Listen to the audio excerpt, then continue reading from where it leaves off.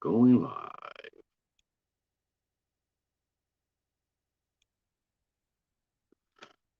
Oh, well, it is Wednesday night and it is hot as hell in here in Michigan. I'm not gonna lie about that. The cheetah is downstairs as I speak, and yet this is yet again, once again, it is a pop-up. I never plan these things. I never do. I sort of find myself actually liking the idea that I don't ever plan these things. That way, the response I get, I know is really genuinely like, "Hey, people really want to come over and talk." So I'm all about that. Now, of course, I'm looking here and I see that I think I'm crisscrossing. I think I'm crisscrossing the Night Watch Zone. They're doing their Nightmare on Elm Street franchise ranking, and like I said just a few minutes ago, I absolutely love a lot of the everybody here on that does in the horror community that is out there and they love horror and everything else. Um, I appreciate that. I do. I think the reason why I think the Night Watch Zone is doing the Nightmare on Elm Street, I think it's because of the fact that it was one of their shows that they lost when YouTube took away their channel and they had to restart. So they've had to recreate a lot of their content. Um, so they have an excuse. Okay, I cannot hate on that. I can only support that, but I just find it as a pet peeve of mine just to watch people talk about the same four franchises and they talk about it the dinosaur dust. um, but yeah, that's just me, I guess. Uh, I'm actually gonna throw this out here and see if anybody will come up and want to play. Don't suspect they will because it is 11 o'clock at night. So a lot of times people will already something to do or um, or it's already too late. They're already thinking about going to bed. I get that. So I'm not expecting a lot. In fact, it gives me a chance to just ramble a little bit, which is always good.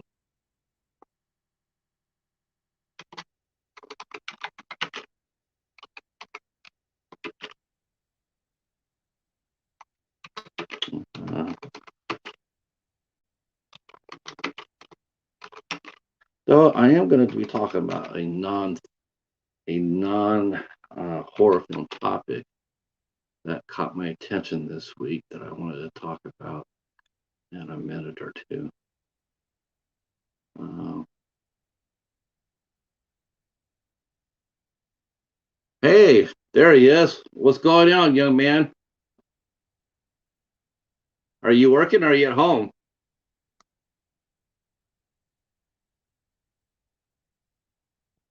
I'm going up just. I'm just going up to keep pushing for for Sunday night. I'm still pushing Sunday night. You, now that you know that you're a vendor and you're doing your convention, you know about promotion. That becomes your middle name. Yeah, my name's Patrick, and I'm a promoter, Sullivan. Uh, I just threw it out real quick. I just wanted to talk about Danielle Harris is on the 13th. Um, so that is 100% a go. I know there's some people out there who were looking at us sort of sideways, going like, "Well, are you really going to get that? Is that really going to happen? Or are you just trying to pull our tails?" And I'm going like, "No, no, it's happening. It's happening." And then, oh man, yeah, yeah. I got the overhead fan going on. Oh, not a day to be out. you want to come on up? I can send you the link if you want. If you want to come up and keeping company, let me know, and I can do that.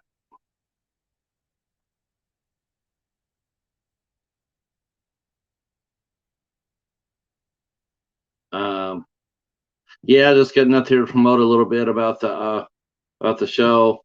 Then the show on the 13th at 2 o'clock with Kevin K. That'll be fun. He will start his promotional run for the weekend. I think my friend Michelle is actually going to be interviewing him first on Saturday, and then I get him on. Oh, there you are. So, shoot, man, you guys both want to come up for a little bit? Let me just send you let's do the link. Let's do the link. Let's go to.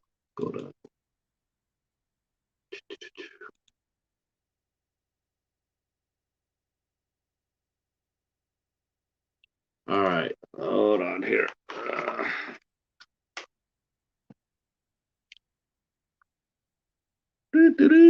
That's how I work.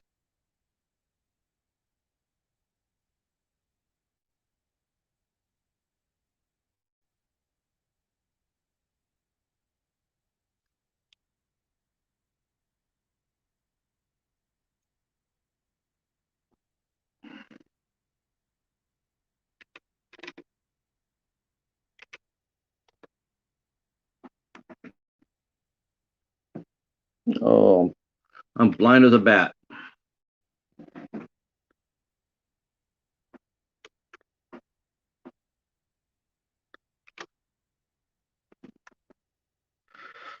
Oh, and yeah, it's a sauna in here too.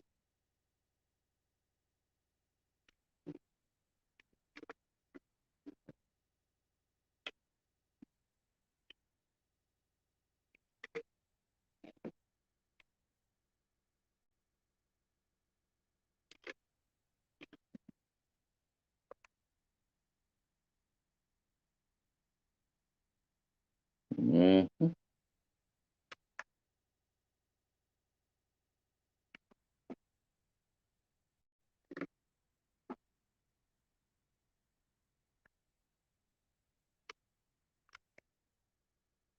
Do, do, do, do, do, do. Do, do, do, do, do.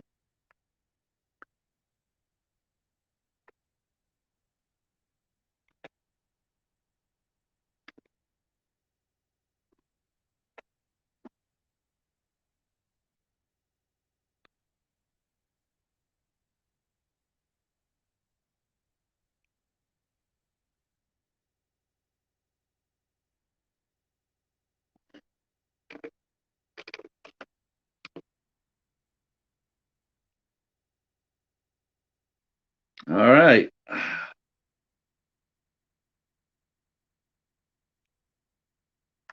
All right. All right. So there we go. Uh, and I put it in Instagram pages.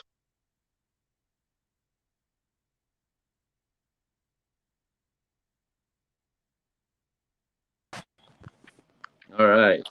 Let's see. Hey, Oh, okay. Here we are. Here's where the party's at. yep, for about 10 minutes since I got to work in the morning, but I'll be here for shortly. Okay. Uh,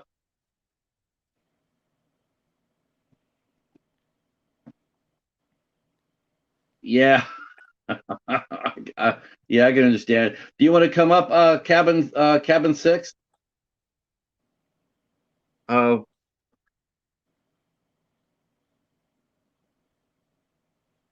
I'm gonna see if he wants to come up. Yeah, I guess John's AC went out. Hmm. Sounds like So, when I went to Camp Crystal, which I'll be going back in August. So that'll be fun going back to Camp Daniel Morgan again. So, boy, was it hot. We're definitely bringing some fans this year. oh yeah. Let's see. I don't know if he wants to. Oh, okay. He is on his way to bed, but we'll do it next time. This is Yep. just a pop up, so whatever I got is whatever I got. Okay, let me set this back down so I can actually start talking again. That's the thing. Doing a cell phone, a cut and paste on a cell phone is a real bear. You really can't do it too well. I can't really do that, so I have to do it through my desktop. But that's all right. I see that we still got some people here. Hopefully, John will stay with us. Hopefully, your refrigerator's still working, John, and you get some ice water or whatnot.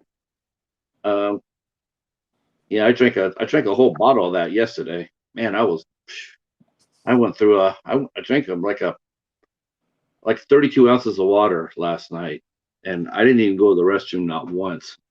Hmm. That's yeah, nope. It just was like, okay, keep drinking. All right, so Saturday, man. So let's talk about your show first because your show's coming up, and pretty excited. Looks like the buzz is actually really growing on that. I know at least thanks to the fact that Justin. I think Justin is actually supposed to go up tomorrow, if I'm not mistaken. I think he said he was going to do a a scheduled show. He does his own thing on Thursdays. Okay. So he pops up there and he talks for a few minutes on Thursdays. So that'll be good. He's actually starting to get a little bit of traction on there, as far as that goes. Because you know how that goes when you first start a stream, and Hmm. that's what happens. And especially when you're a small tuber, you're not going to get a lot of people right off the bat. Right. But but you know if you're talkative and you have lots of something to say, then people will start showing up when your streams go up. It's like I'm Field of always, Dreams. If you build it, they will come. yeah, I agree. It's the thing is you got to keep them like all over the place, which I really like doing anyway. Yes. Um, Man, it is hot in here. I actually went and got iced coffee before I jumped on here. I had to get iced coffee going before that, otherwise I'd never make it. Yeah. I don't know if you can see it here. I got. I was telling you, I had ordered one of the few copies of the Carousel script signed, the second one. So that's I supposed would to have be been here. more. I would have been more impressed if you would have had a hole from from Duke's horn through that. Yeah, You know, that would have been funny. Yeah, yeah. like a little bit of blood with a little bit of blood on it. You know, Duke's picture on it, maybe like a little hoof like autograph or something. yeah, like a footprint, Yeah. and then underneath it, "See you in hell." It's like, oh, All right, Dukey Duke. Yeah. Oh, and Steve. Now, how do you say his last name? I guess it's Rapinski. Rapinski. uh, let's see. Rapinski. The director's name is Rudzinski. I know that, but Duke though is Duke is Steve Rapinski. Rapinski. Well, I was going to ask him, make sure I say his name correct before we went live anyway, but I got him July 17th. But this Saturday, though, of course, I got Steve Radinsky. So that'll Right. be fun. The director, or yeah, director, co writer, and the famous Um, pizza guy in Carousel. let's see. Let's see. Ah, Papa's ears are here and they're activated. That's awesome. That sounds like the cheetah too. When I pop open a bag of turkey treats, his ears go straight high. In fact, if you didn't know any better, you would think the cheetah was a rabbit. The way his ears perk up. Let's see. Cabin 6 says right now Jason and I are at the beach. Since the camp is quarantined until July. Wow. He's like cat with water, seeing the ocean here in Florida. Oh, okay. Yeah, that's true. Isn't it amazing? You think cats are terrified of water, but I can't tell you how many times I watched a dodo, one of those dodo clips, and they always show some cat out there on a leash running up to the beach, and it's like, yeah, that's okay. That's all right. Would Paladin do that? No, no, I don't think he. I don't know if he would like the water. He's actually very tolerant to water. I give him baths. He doesn't mind. Well, maybe he Um, might like it then. I don't know. yeah, he might. Except, I don't want to get in trouble though because he fucking hooks a shark and then I get in trouble for it. Uh, yeah, I love Dodo too, man. Dodo's my favorite. My favorite segment on Dodo, without a doubt, Cat Crazy. But of course, anybody knows that, right? Yeah. Oh yeah, yeah, I watched the Cheetah Whisperer, Dolph Volker. He's on here. That guy's amazing. He does all sorts of cheetah interactions. I would love to I would actually like to see 100% cheetah. I mean, they're the smallest of the big cats. Um, and and they actually, if you get them, it's not a good thing necessarily, but they're actually the ones that are more domesticated. The more they're easier to handle. You don't have to necessarily if you turn your back on them, they'll still creep up on you, but they're not like a lion or a tiger or a leopard. That will go for your throat. Right. I mean, you actually have a fighting chance against a full grown cheetah. If you have some sort of weapon, whereas a tiger or lion, you're just lunch meat. Yeah. Leopard, jaguar, panther. Nah. I've seen the ghost of the dark, a ghost in the darkness, the lions. Oh yes. Oh my gosh. There's actually some YouTube video out there. There's this one hunting party that was out, and they were being tracked by a lion, and they knew the lion was coming, so they raised themselves, and that lion still almost got a fucking hunter. He came into so fast they almost did not even hit him. He almost got a hunter with a modern gun, and so close. Yeah, lions. Jeez. Uh, but the real dangerous animal out on the savannah though is hyenas. Mm-hmm. Hyenas actually had the strongest bite mark of any animal on the planet. Did not know that. So I was totally shocked. I thought, you think of the shark. Oh, I think it was like no, not maybe the snapping turtle was first. The hyena is like second. Mm-hmm. That's why they give lions such a hard time. I can't believe I can't remember. Let's see, who's that Russian couple? I Oh, there's some people on here that follow that have servals and Bengals.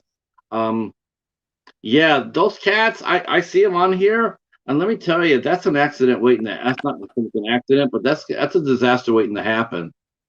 Um, yeah. Oh, that's awesome. A full grown cheetah, because my cheetah's not full grown. He's like half and half. He's half cheetah, half British short hair. He's not nearly as big as a full grown cheetah, but he has all the cheetah tendencies that you like to see. He's fast. He eats. He likes to sleep. He's actually pretty playful. Um, and of course, he has punishing claws too. Yeah. There's some people on YouTube though. They have the exotic pets, and there's some with, like I said, with servals and Bengals. The ones with the servals, I don't know what you would possess to own that. I haven't seen a single one yet with a serval that has been domesticated. I mean, as soon as they come out to feed it, it's all about growling and flashing the teeth and the claws, and it's just like, man, that's just like it's just not good. All it takes is just that one mistake, and that's let's see. Yeah, there's some out there. There's people out there with a lot of exotics. Yeah, there's one guy. Yeah, that's right. There's one guy with a puma. There's another guy with a gosh. There was one guy. Though he lost it, he had a bobcat. He had a pet bobcat. He had it for 6 years, and then the state came and told him he couldn't keep it, even though even though even though the guy had domesticated his animal. Um, yeah, I love that. That's what I love about Dolph Volker. Um, he runs the Cheetah Sanctuary in South Africa, and he's all about the cheetahs. He's all about raising awareness. There's only like 7,500 wild cheetahs left out there. Not very many. not very many cheetahs at all. And they're the animal trafficking is just as bad as human trafficking for many species. Um, yes, my cheetah doesn't. Yes, he. There's times where if he doesn't like a movie, he will definitely let me know. Um, he will. He will, he'll leave early. I've seen What him actually. I've actually seen him actually knock the TV, the I was case gonna of. say, what's he gonna just push the TV? Like, yeah, I don't want to I watch was this. gonna say he's knocked the case around a little bit. I have videos of him actually chewing on cases. A movie he either wants to watch or no. He buried one movie that was so bad he buried it in his litter box. I have picture proof of that. I hear that might be happening again soon. Well, Rumor has it. Rumor has it there's supposed to be a couple of movies that the cheetah buried in his cat box. So I'll have was to. one of them a Wild Eye movie? No, I don't think so. I don't think so. I actually did get some Wild Eye movies today. Dio sent me two. He sent me a two. Okay. He sent me which I don't know how good they are. I guess I'll know by your reaction. But Okay. he sent me Monster Force Zero. Okay. Okay. I still need to Uh, finish watching that one, but what I saw was okay. interesting. Okay, and then he sent me a collection of movies, which two I have already. I need to review them, Oh, and then that's that one, Werewolf Attack Pack. yeah, I got Werewolf Island, and then I got the Snarling. That sucked. And then Cold Ground, which is really good, I love and then Cold. Yeah, Cold and Ground's then good. Wolf House. And Wolf House was all right. I did a review on it. I mean, the way you said that, let me go see who's directing this bad boy. Oh, they don't have any. Nah, they don't have the directors or anything on there. Nah. It was 70. like I didn't. It was weird. It wasn't what I expected. Like I thought that it was gonna be them out in the woods and something happens and follows them home, but it's something totally different. I'm like, what am I watching? I mean, I won't say anything more, but it was just weird. I don't know. Wasn't at Uh, all what I expected. Cabin Sex says he loves all animals. Yes, sir. Um, Works with the horses. Oh, okay.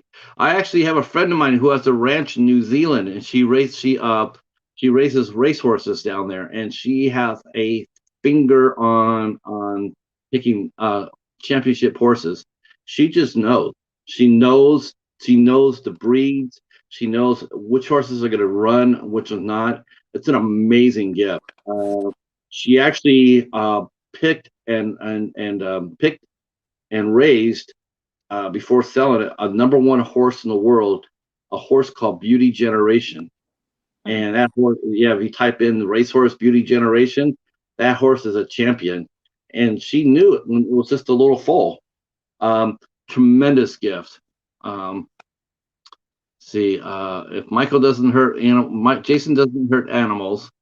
Controversy, yeah. You know what? That's right. Michael Myers is prone to animals.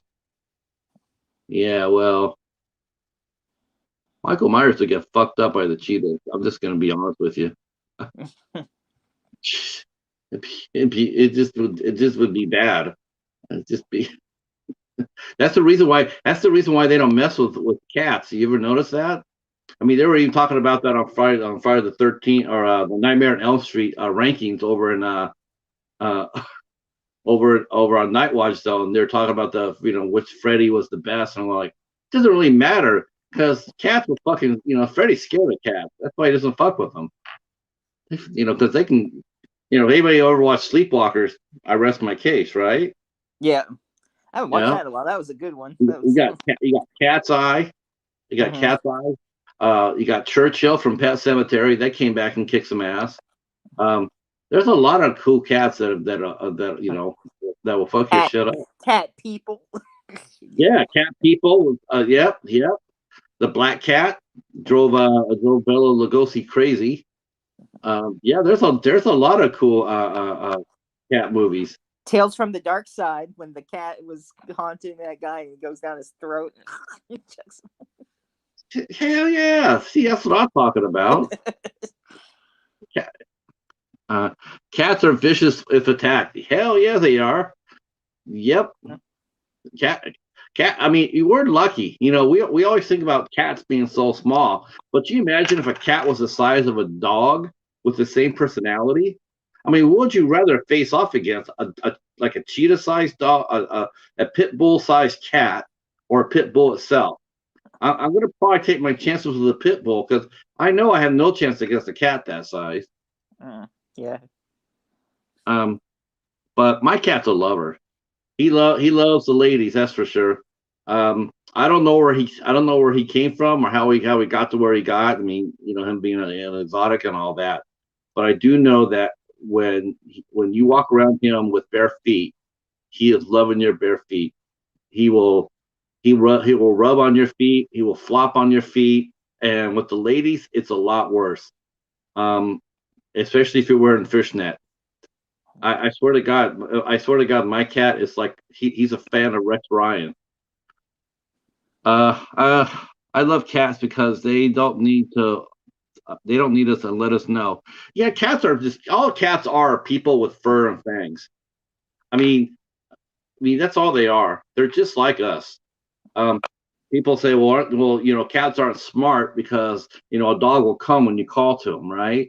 If you tell a dog to sit, they'll sit. And so you just look at the person. You want to sit there and say, okay, well, I tell you what, go fetch the ball over there. Go get the ball. Well, why am I going to do that? Well, I'm telling you to go get the ball. Well, I'm not. What do you think I am? I'm a human being. Well, you're not a dog? No. Well, neither's a cat. A cat isn't going to just jump and run just because you say so. A cat's like a person. It has his own. He's independent. It chooses to do what it wants to do when it wants to do it. Mm-hmm. Uh, so yeah. So cats rock. We all agree. Now, do you have pets, Steven? Nope, not right now. I've had a dog in the past, and then I've had gerbils and stuff, and so, but Did you, nothing did you right name, now. did you name your gerbil Richard? No, I didn't name it Richard.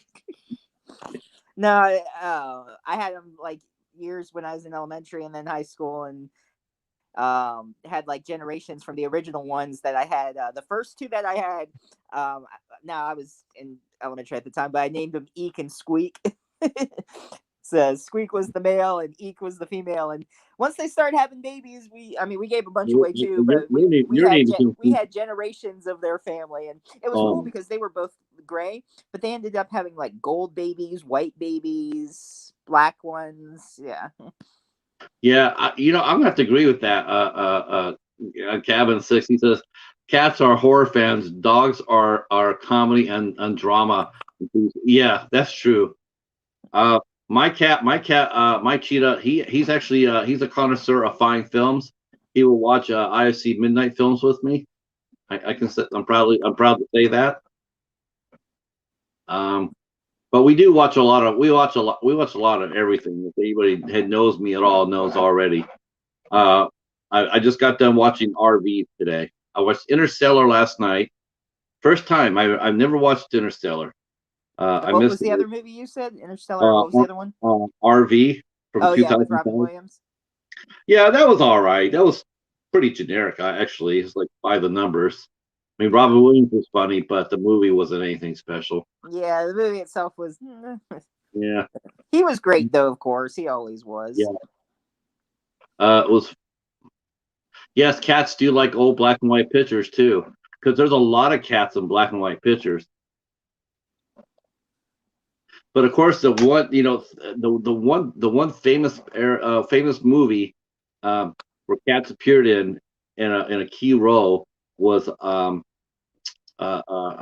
Fist of Fury with Bruce Lee when he went and fought Chuck Norris in the Coliseum.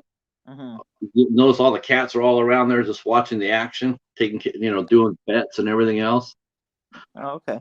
Yeah. Oh yeah, go back and watch that, man. Cats are everywhere. Uh, Um, my the cheetah has He's got 5 kills. He's got 5 mice kills. He's an ace. He would have had 6, but the first one he didn't really quite know what to do with it when he saw it. But he would have been 6. And he cut a centipede in half. No, right down the center. Right down the damn center. I wish I would have had a phone for that. It was running on the ground in the basement, and I generally have a piece with the centipedes. And yes, okay, might as well just get it out of the fucking way. Human centipedes. Okay. Anyway, because someone's gonna say it anyway, so I'm also just get it out of the way. All right. So yeah, so he's the centipede and we have a peace deal. If they stay down in the basement and take care of all the bugs in the basement, they can live in peace, and I'm cool with it. If they come up the stairs and I see them up the stairs, it's not going to end well for them. Well, unfortunately, the cheetah wasn't aware of this quite yet, and so when he saw his first centipede, he cut it in half. He didn't try to eat it though, thank God. But he did cut it in half.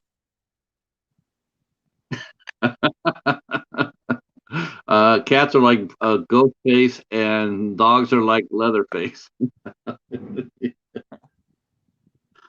I don't know. I think cats are more like Wolf Creek myself. They're,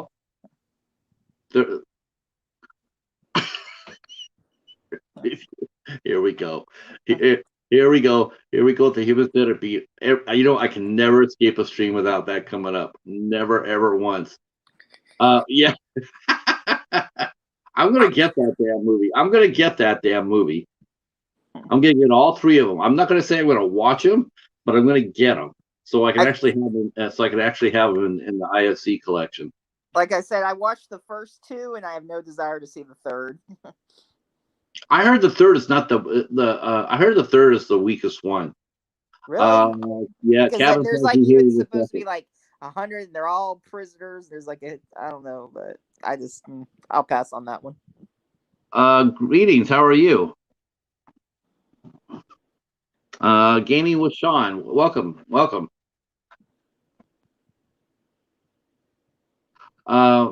Yeah, I think 2 was probably better than 3. 3. I mean, as soon as you saw the third one had Eric Roberts in it, you already knew right away it was going to take the sting out of it. It wasn't going to be nearly as flamboyant as the first 2. But then again, what isn't Eric Roberts in anyway? We need to do like a top 100 Eric Roberts movies ranking. We do. I think Eric Roberts, he's even been in movies with Danielle Harris. I think we need to do. Yeah, we need to do that, man. We need to do a top 100, because you know how people do top 10s. Top 10. What's your top 10? Horror. No, Eric Roberts has done so many movies. It has to be a top 100. Hey, Mark, how are you, sir? Glad to see your smiling face here with us. Got one of the coolest avatars, one of the coolest thumbnails going on there. A very happy shark. Is it Brett or BK or whatever? No, that's actually a real great white.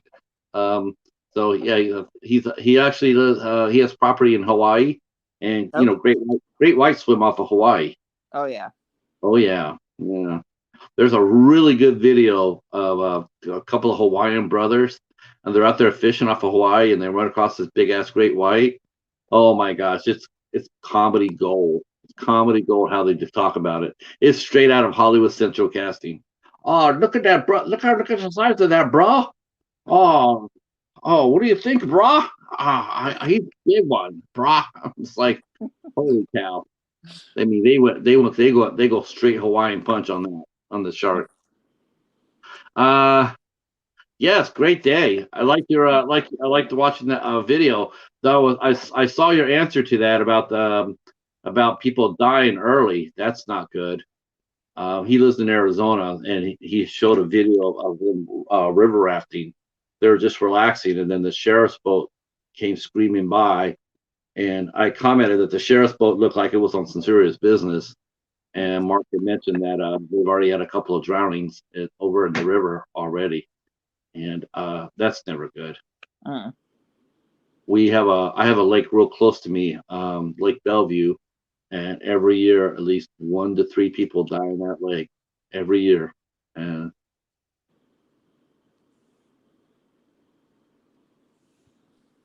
okay, swimming with a big blue. Oh, blue whale. I gotta go check that out. So yeah, that's I don't. If you guys haven't connected with each other yet, please do so.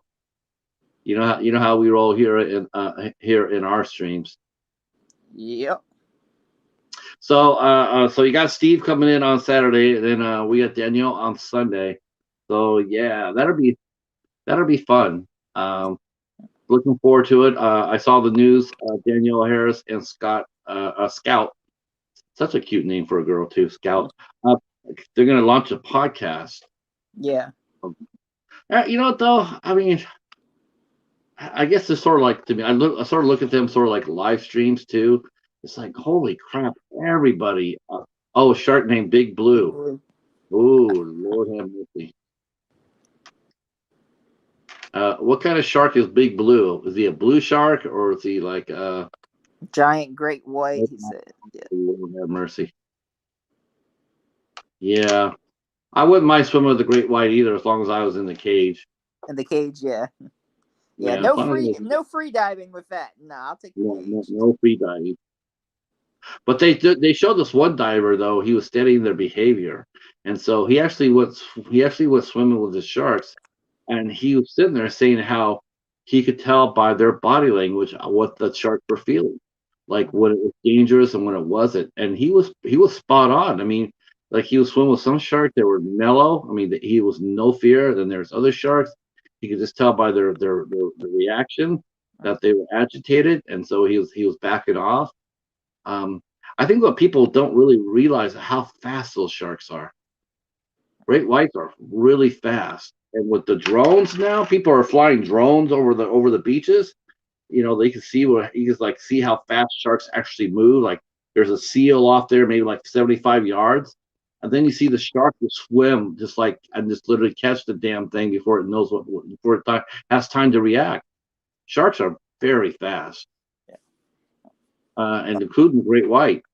Like a I living mean, torpedo. Just right. I mean, when you saw the air jaws when they showed the sharks down in South Africa, reaching out of the water.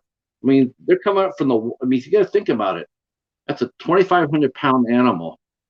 He's swimming straight up. He's swimming straight up to breach the water. Think how fast he's swimming straight up and breaches the water. yeah. Not swimming normally, Uh-huh. but coming up. And imagine how much power and speed. I'm just fortunate that I think people are really fortunate in the fact that breaching is down to just to where they are at in South Africa, because there's been so many encounters with great whites. If they ever learned how to breach a boat, could you imagine you're sitting on a little boat and you see a shark that breaching, it lands on your ass? I mean, what are you gonna do? Just like all the movies, how they come up and just grab it. Yeah. Yeah, it'd be it's you see the shark, you go like, how could it sink the orca? The orca was a big. Why can't it sink an orca? Why couldn't it sink a ship like that, a boat like that? Um, I'm going to do that definitely. Deep blue. to see how have to see that shark. I know they have tiger sharks in Hawaii, and I don't think they have bull sharks there in Hawaii. I'm not entirely sure about that. Could be wrong about that. Uh, yes, land shark. Yeah, yeah, I'm just a friendly dolphin. You're that clever land shark. yeah. Candy Graham. Land shark was like that. That was for the summer there. That was like the second most famous shark after Jaws was land shark from Saturday Night Live. Yeah, Chevy Chase. And it Yeah, was his only season, too. He was on there one season. That's it. yeah. You knock on there and go, what is a telegram? Who? No, you're not. You're that shark. Yeah, Candy Graham. Oh, that's different. Okay. yeah. Or no, he's gonna say, I was like, no, you're not. You're that clever shark. No, ma'am. I'm just a friendly dolphin. Oh, okay. Man. Look, Hobbs Horrors here. Hey, Hobbs. Avon calling. Oh, Avon calling. I Oh yeah, like. I I think like. he said that too. Yeah. I like the candygram. Uh Hey, oh. Graham. We got the donut. We got tomato, and we got the knife. Oh boy. I think that's a Fig Newton donut. You know, it was National Donut Day this week, right? Oh yeah. Well, or was it last week? I think it was like Last last. week I think or It was last something. week. National Donut Week, National Donut Day. Because then I there was a best friends day yesterday or the other day, and I don't know. There's all right. these days. They're having a day for everything now. I don't even know anymore. There's a day for a day. It's just called today's the day. They should be like a National Best Day. You know,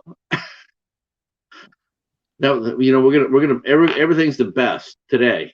Yeah. Um, well, that's a good question. We'll ask this in the chat. Well, what's your guys' favorite donut? What's your favorite kind of donut? Like I like eclair bars. Attack of the Killer Donut Day. Yes, that's right. That's right. I still got to watch that, but I'm watching. I was gonna watch Defendor tonight. Afterwards, Attack of the Killer Donuts. That was such a funny movie. man, Bear Claw. Yep, Bear Claws are good. Or apple fritters. Yeah, if they have apple in them, like Dunkin' Donut actually has a pretty decent apple fritter. Tim Hortons apple fritters are dog meat. Um, Bacon caramel chocolate are yep. Like maple frosting with bacon on it. Man, that's delicious right there. Let's see. I've always liked powdered Greetings, donuts greetings. too. I've always liked powdered donuts. I don't know why. It's like Greetings, Rick. We're talking about our favorite donut. What's your favorite donut? I like lemon and cream filled too. Yeah, that is good. You know uh Poonskis are like that. They have let's see, lemon and cherry and apple and custard, but I like lemon. Yeah, lemon's good. But Poochies are fattening, man. You have like two or three of those. Wow, not yeah, they're just huge calorie bombs. Um, but still, I still enjoy them though. Peanut butter and jelly donut. Yeah, I've heard about that too. Yeah. Heard about that. Yeah, peanut butter and jelly donut. It's sort of like an eclair bar. You know, it's like a circle or a bar, and in it, then they mix the peanut butter and the jelly together. Uh, yes, free donuts. Free donuts is my favorite too. Yeah. Well, within reason though, because you know I've had some free donuts before from people, but there's a reason why sometimes they're giving them up. You know, if they're crappy ass donuts, Or if they're a couple days old, a few days old. yeah, Yeah, here we go. you know, 4 day old donut. Um, why aren't you streaming on Twitch? I know I gotta do that. I'm gonna have to download that. I'm gonna have to download that today after I get off this. I'm gonna see if I can actually do that. Yeah. That way more people can see me on Twitch. But the reason why I haven't put it on my phone though is because you know how it is. You download all these apps to your phone, and next thing you know, your phone is all slugged out. You know, you can't really move around on it because it's all filled up. I'll Oh, probably, Michigan, huh? All right. like I Woo. said earlier, I'll probably check out Pinterest again too. I haven't been on that in so long. Um, yeah, I think so too. I'm getting that vibe too, especially since you could actually do streams both here and Twitch together. Except I'm not a gamer. That's the only thing I'm wondering. People are gonna come over and see that I'm not a gamer, and then they get all like, you're not. What do you mean? What do you mean you're not doing Call of Duty? Yeah. I'm thinking Twitch is more for gamers than other. I mean, like you can still stream on it, nothing wrong with it, but I think a Yeah, majority of it's gamers though. I mean, I can sit there and say, let's talk some politics. Okay, let's talk politics, but are you gonna be playing Red Dead Redemption as you do it? No, no. Oh, that's lame. Um, uh, yeah, I got to do that too. I got to put some. I got to make a couple of moderators for this. I think. I think I'll have Hobbs show me how to do that. Um, when I host. When I host Meredith Moeller, she sent me a message today saying that the new film was going along really, really well. Uh, That's gonna be a good show. I'm gonna definitely check that out. yeah, I'm looking forward to that. I'm really looking forward to that. I think it's gonna be a lot of fun. Um, you know, I guess it looks like they have a nice, thriving little community, filming community down in Mississippi. That's where they're filming their movies at down there. So I didn't even, geez, Mississippi. I wouldn't even think about it as far as filming community. But yeah, I guess so. I'm Uh, hoping either sometime August or September. Nothing official. We're going to be getting back, but I'm hoping to have a really good guest in August or September. So heads will twist backwards. I'll just put it that way. A little hint there. So yeah, I got to. Yeah, I'll have to go. I have to go. I'll give it a try, Derek, as long as it doesn't slow up my phone. Because remember, I'm operating on my phone for this. If I was operating off my desktop, I probably would have already had done it by a long time ago. But I just know that when you add a lot of when you add a lot, when you have a bunch of applications, yeah. yeah, your phone just goes downhill. But I am with him. I do think that Twitch is probably the way to go. And they probably don't take away your subs either, like YouTube does. Yeah, I hate that. Yeah, I hate that too. I actually, let's see, did I actually manage to? Yeah, I actually managed to hang on to one. I got one yesterday. I have no idea who it was. I'm just sitting going like, who subbed? I'm thinking, okay, if I don't know who subbed to me, I think it's just gonna disappear in a day, and then I don't even count it until I don't count any sub until after a day. They have to stay on the page for at least a day, and then I'll count it. So, 246. Thank you so much. Um,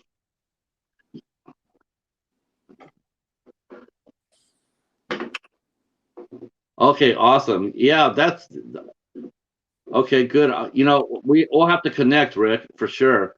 Since I'm a moderator in there too, we'll have to connect on here, and so I can actually meet you, or I can meet you inside the group as well. Yeah, Doomsday Army group. Have you joined that group yet, Stephen? No, not yet. I'll send you a Is link. that on Facebook too? It Right? is. Okay. Yeah. Yeah, you need to join it. His group is on fire, man. He just started not that long ago. He's already got about 300, if not more already.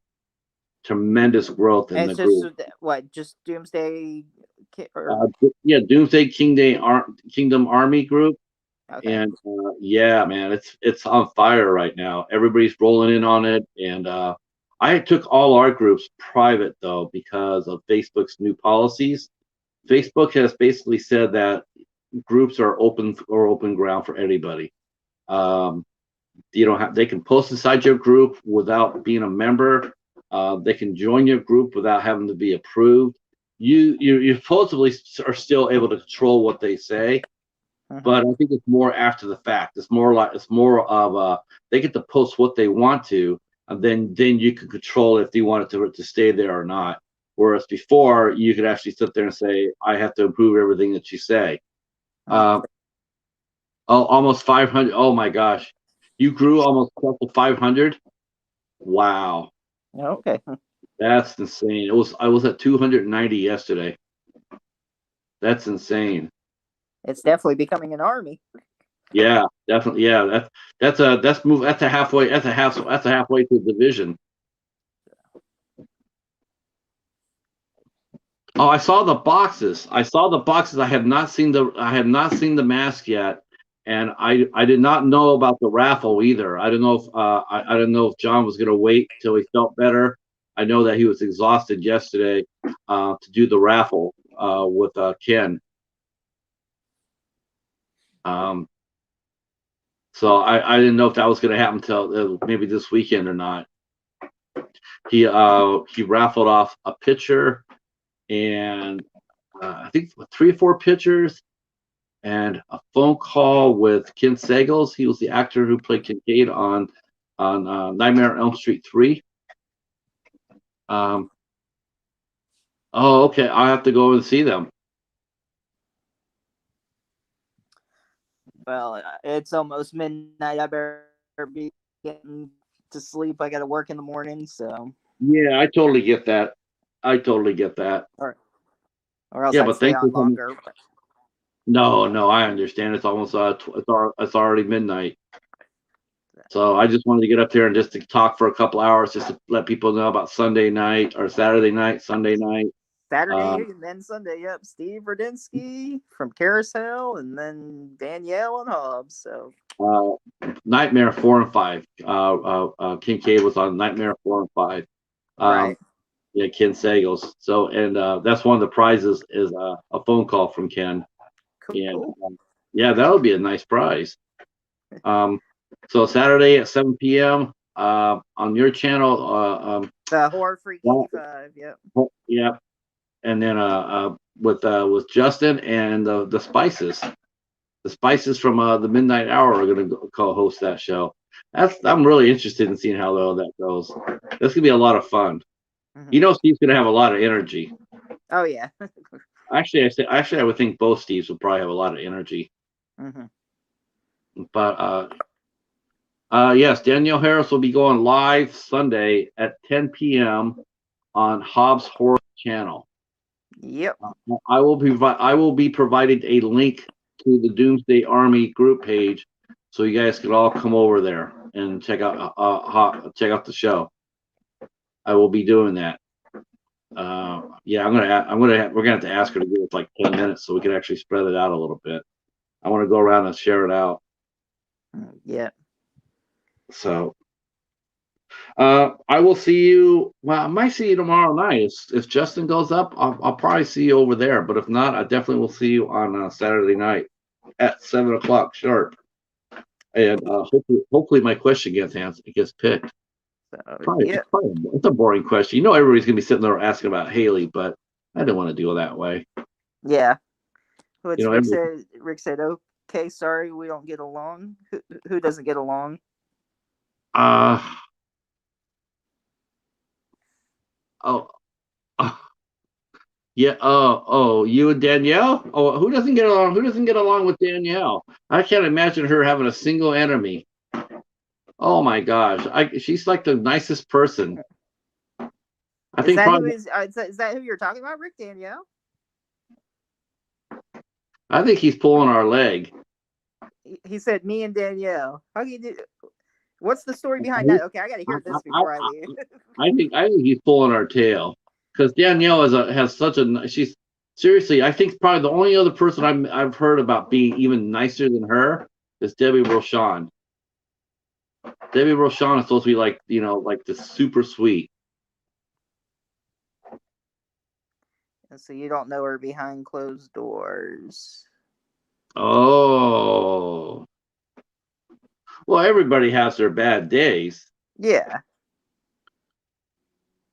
Yeah, I mean, I've heard people, had they've like shit. I've had run-ins with artists that had bad days too. I mean, every single time I've seen her over the years, and I've Mm, talked to her a bit more lately. I mean, she seems that's hard to believe, but okay. I don't know. Maybe certain people. I don't know.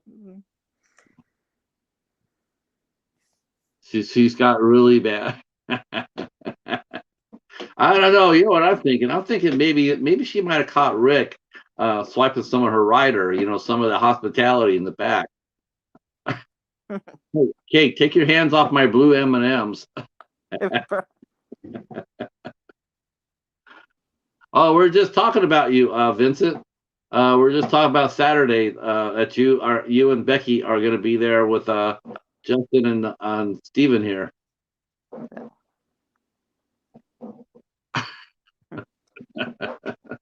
Rick said he'll be Uh, good and I'll keep in her corner or your corner. okay. Yeah, or you can come in and say hi, and then Hi, it's your you, friend Rick. How are you? yeah. What? Wait a minute. Wait a minute. I still owe that guy $500. Hi, Michelle. How are you? Yeah, that's once again it's one of those pop-ups. You know how that rolls. It's All right. Well, after that conversation, I really got to go now, but it's been fun. So, all right. Peace, bro. all right. Night, everybody. See Night. y'all later. Uh, uh, that's funny. Could be drama. It could be drama on Sunday. We'll have to see. Hey, Andy. Welcome, sir. Good day to you. We're just floating around talking about. We're talking about some a sprack between Rick and Danielle Harris. Some drama. Uh, we're hoping that Rick will spill the tea. We're talking about favorite donuts. What's your favorite kind of donut? We're talking about sharks. Oh, she's scared. She's terrified of ET. Oh my gosh, really? Are you serious? Wow. Well, I think the only way I can think about it is if Rick brought her an autographed copy of ET to, and offered to send it to her.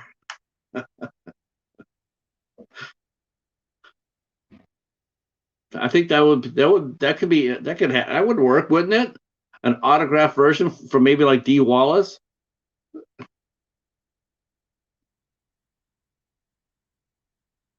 Oh yeah, we can't have drama like that in the horror community.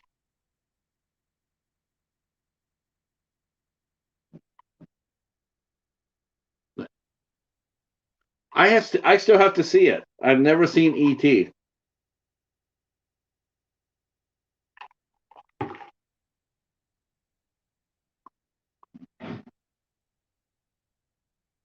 I never saw ET. I think it's probably the only big movie around that time I did not see. I saw jeez, most all the movies around that time I saw. Close Encounters of the Third Kind. Um, yeah, no, never saw ET.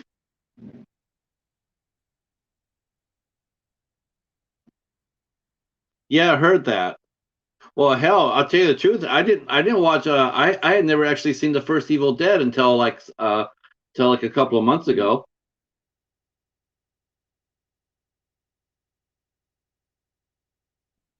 The one with Bruce Campbell. I had never seen the original Evil Dead either. I thought when I shared that information, I thought I was going to lose my horror fanboy card. I thought they were going to revoke it, but they didn't. In fact, on the video, I Red Bin. I had 28 movies. I had 28 movies, and I said, well, you could pick what movie me and the cheater will watch. And one of the movies was I had in there was Evil Dead. I thought everybody they would pick Evil Dead. They would sit there and say, "What? You haven't seen Evil Dead?" So I thought they pick Evil Dead, and then two, they revoked my fanboy card, but they didn't. Not only did they not pick Evil Dead for me to watch, they didn't revoke my card. I have a copy of it. I did score a copy of it, and Andy, I found a copy of it in the at my local library, so I do have it. I know. Yeah.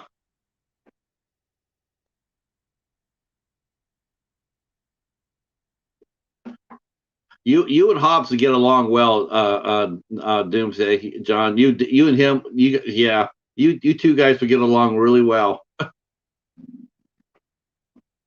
Yeah, because I tell him when I haven't seen certain movies, and then he's just shocked. He's like, "You haven't seen that?" I'm like, "No." But then again, it's like how many Hallmark movies have you guys watched? Thank you very much.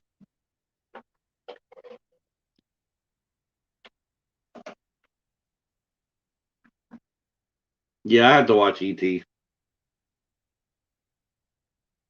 I just watched. I watched Interstellar. I watched Interstellar yesterday with Matthew McConaughey and Anne Hathaway, Michael Caine, and Jessica Chastain. I watched that yesterday for the first time. That movie was really good. That science was crazy deep, though, but it's still a great movie, and I love the score of that movie. The score of that movie really made it.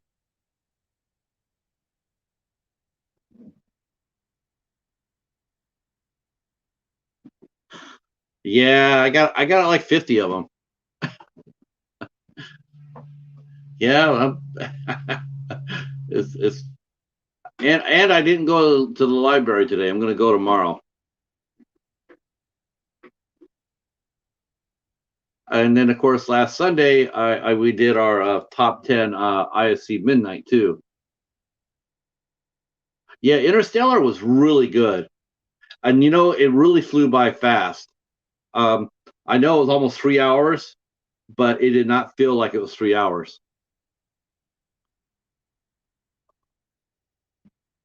Oh, Chadwick, I don't blame you, man. The Exorcist, that's a tough movie. Even today, that is a rough movie.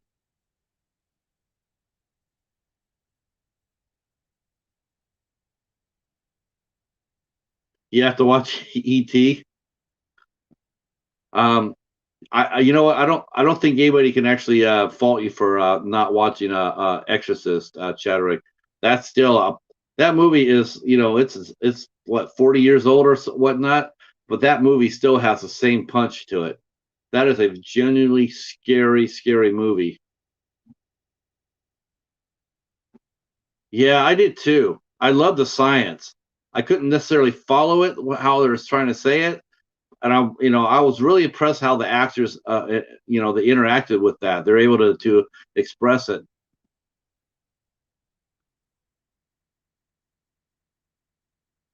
Yeah, care to leave a message. Yeah. No, yeah, yeah,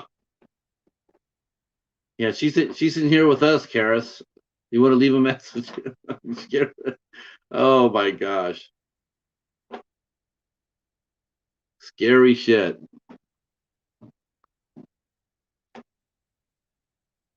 Now, that's a really good question for you guys. Now, do you think that The Exorcist? Do you think The Exorcist ruined Linda Blair's career? I mean, do you think that did she actually really get a fighting chance to have a really good career? Because she went from The Exorcist, and it seemed like nobody's going to cast her any mainstream roles. She did that troubled teen shit for a while, and then she did all those prison exploitation movies. I mean, she never got to do really like a mainstream comedy, a studio comedy, or studio drama. Um, she was a very pretty girl. She never got a chance to do a big studio romance.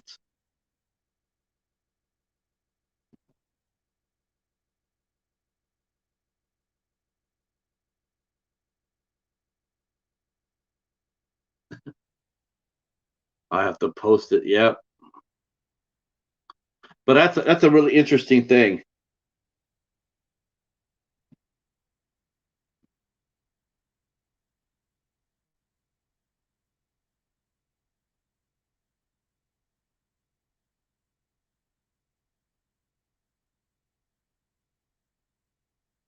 Oh, you're talking about the Exorcist itself? I know the voice of the act. I know the voice definitely was not hers. I know the voice was Mercedes McCambridge.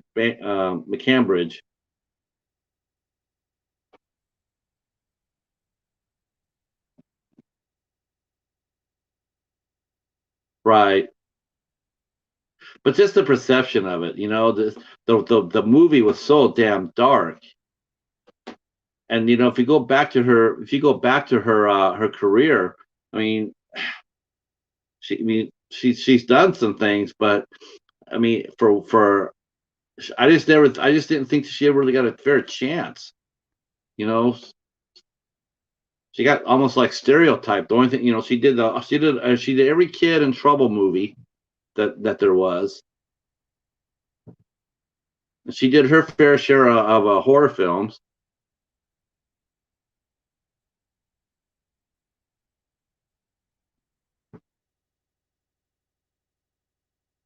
Yeah. In fact, it's funny you mentioned that. I actually have a movie.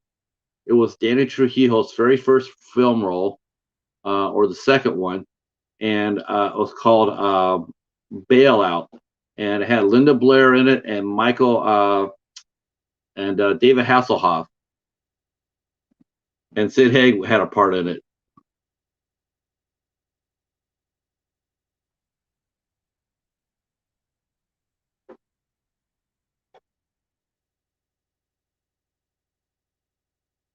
That's a good point.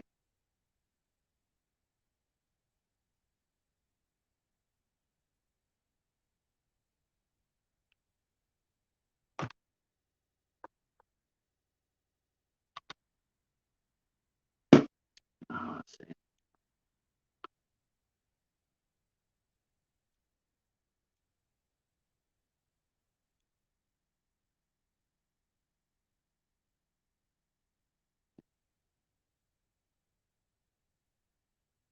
Oh, that's good.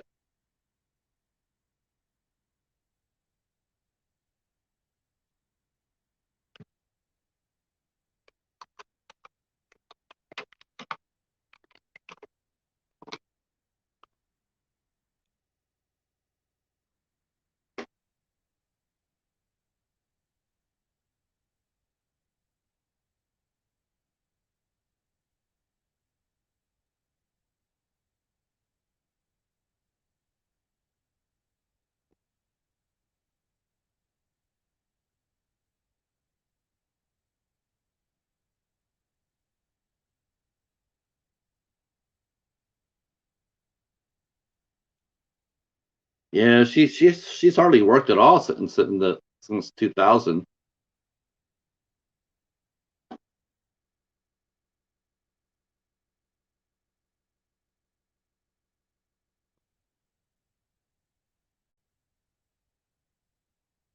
I am from Michigan.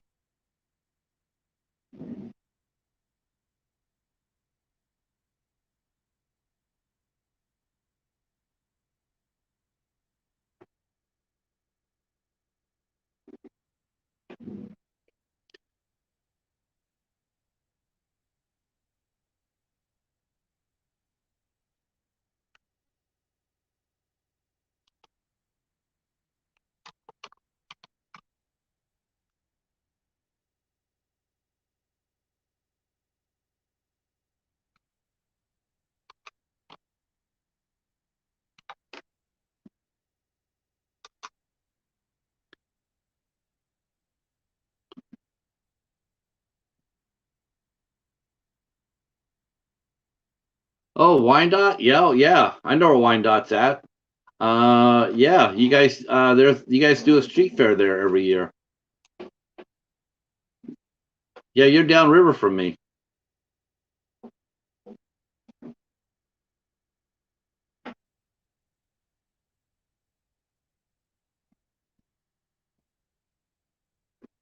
Oh,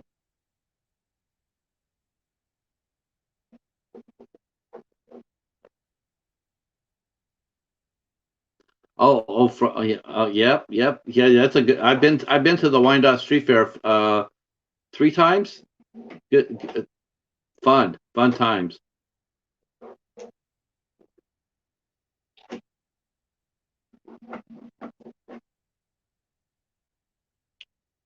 Yeah, Arizona's pretty hot right now, isn't it, Mark? Phoenix is like 106.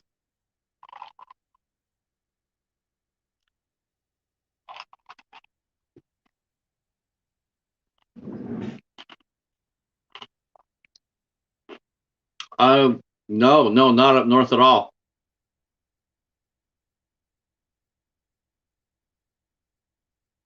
I'm between Murder City and Ann Arbor.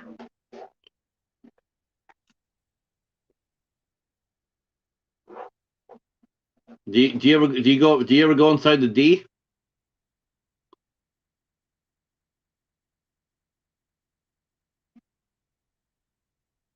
Yeah, yeah. The horror spices. I'll tell you within the group where I'm at, Rick. I'll send you a private message, let you know where I'm at. Oh my gosh, it's gonna be 117 degrees.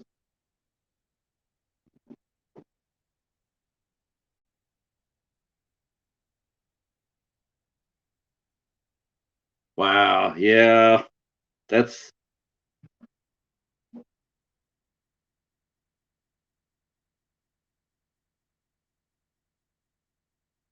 yeah, it's getting pretty warm. It's getting pretty warm up here, Andy. I always remember that too from my friend in New Zealand. She's always saying how I always remember that. It's like whatever weather we're at, they have the reverse.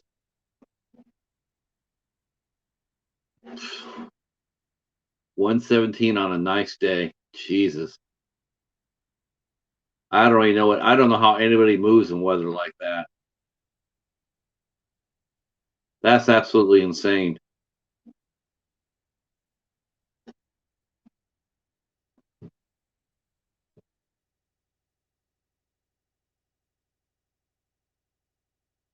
Oh my God.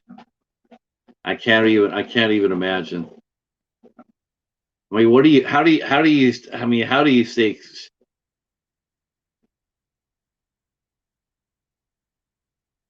are they really going to have one in July? I know that they're going to have one in I know they're doing the Motor City Nightmares in July in Novi.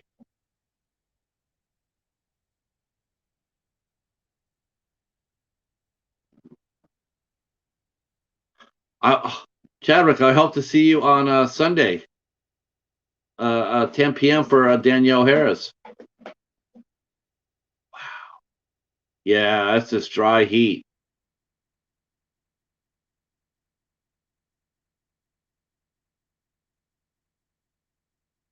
Wow. Okay, I'll have to look. I'll have to look at that.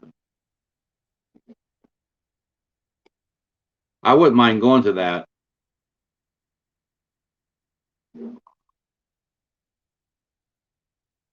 Astronomicon. Let me see that.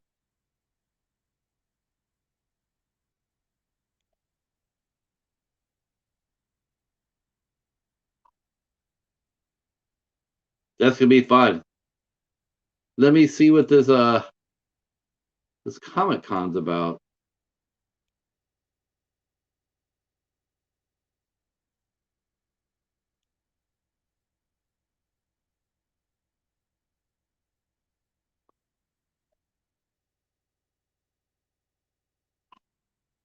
August 20th to 22nd.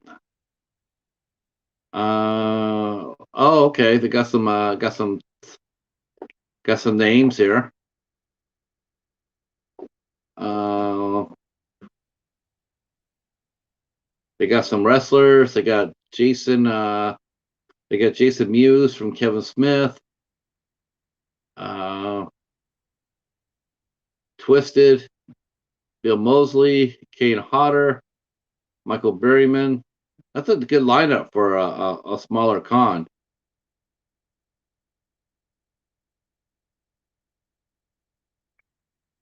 See who else? Take con some wrestling people. That's not a bad little lineup. Yeah, it's not. Yeah, it's not a bad little lineup. Now, if they keep the prices down to to a shouting distance, they might actually get a good sized crowd.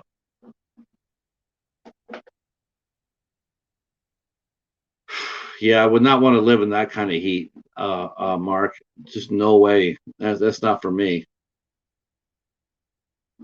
Though I probably should go there because I probably sweat off all my fat. That'd be a good thing to do.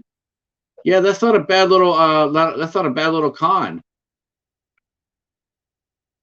I'm gonna see how much tickets are. Wow. Well, it would be nice if they lower the prices by $10. You know that if they yeah, if they lower all those by the if they lower those all by $10 across the board, I would definitely be interested in that. But $35 for that lineup, I'm not feeling it. That's just me. They're gonna have to have a little bit more pop for that.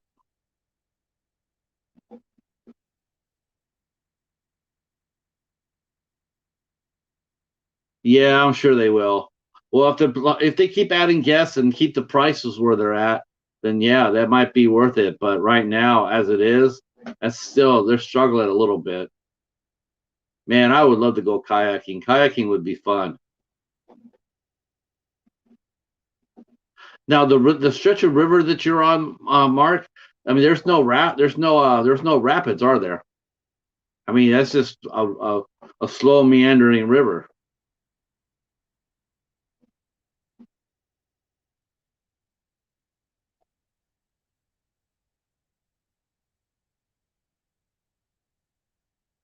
Yeah, see, yeah, that's just ridiculous. Yeah, we had this discussion before about the conventions coming back, and I think they're all coming back the wrong way. I think they're all coming back like they're like business as usual, and I think that's a mistake. I think that I think they should at least you know they should at least cut their prices by at least a third to get people through the door. I don't think coming in here and charging people, which a lot of people aren't working, and charging them, like business as usual prices. I just think it sends a bad message.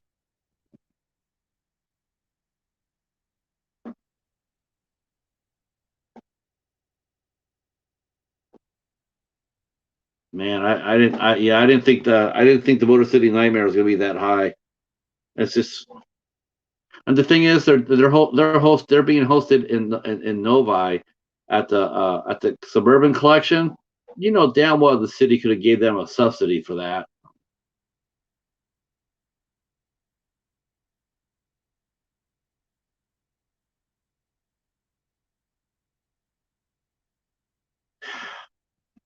Yeah, that's the problem I have with people charging for autographs.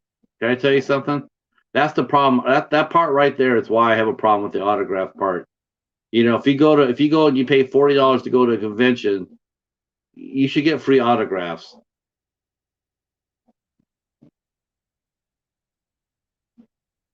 Oh, is it the Sheraton Hotel? But still, the city could subsidize that. They still could subsidize it if they lower the prices. Oh wow. Okay. 8 Mile. Okay. Wow. That's a lot closer. That's more Northville than Novi. That's Northville.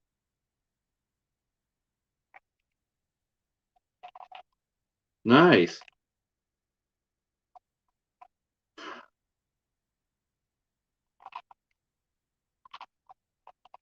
Are you going to try to get a press pass for that, Rick? You should try to get a press pass.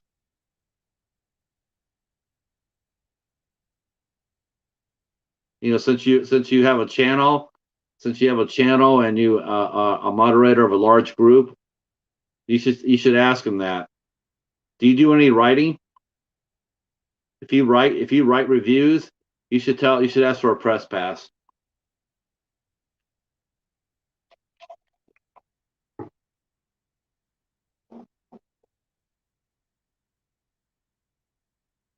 What does everybody else think about that?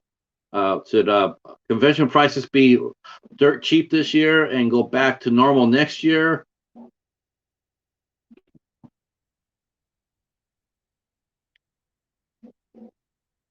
Yeah, it's probably where their business offices are at.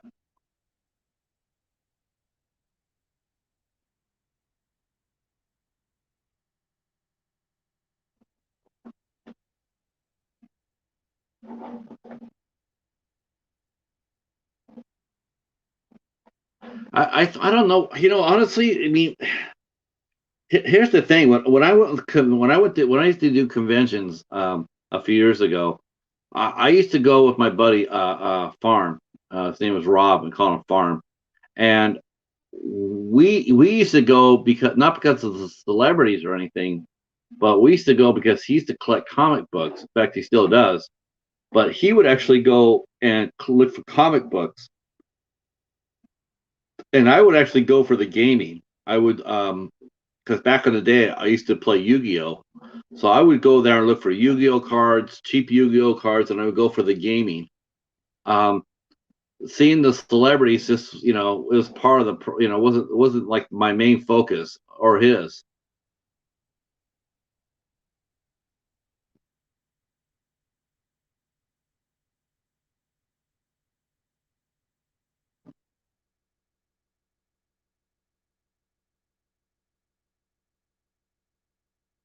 Yeah, maybe get some bottled water.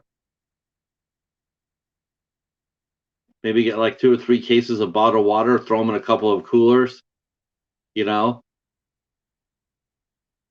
people will really appreciate that, John.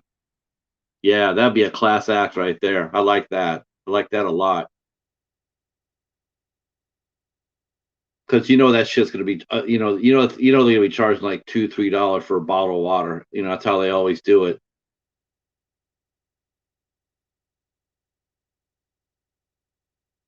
I will say about Motor City Comic Con though, I will have to say this: of all the conventions I've been to, you guys are gonna laugh, but this is absolutely true. They had the best ice cream machine there at Motor City Comic Con. Holy shit, man! People used to be lined up to get the ice cream. The fact that's what a lot of people will do. They go inside, get their tickets, and before instead of going out and about and seeing what's going on in the convention, they would go dashing for the line for the ice cream cones because the ice cream cones were really good and reasonable.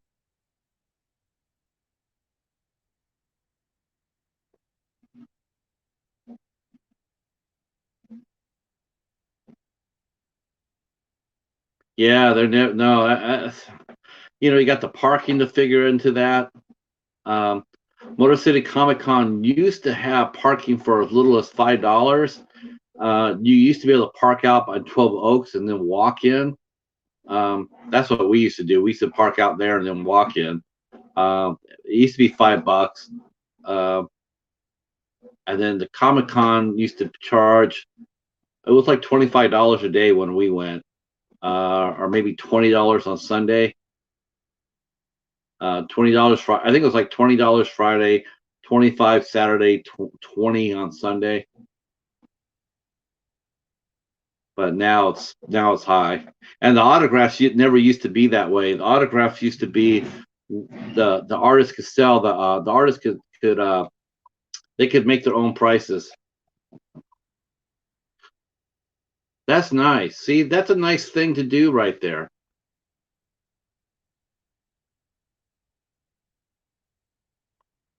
See, yeah, the Motor City, yeah, Motor City Comic Con, yeah, they charge.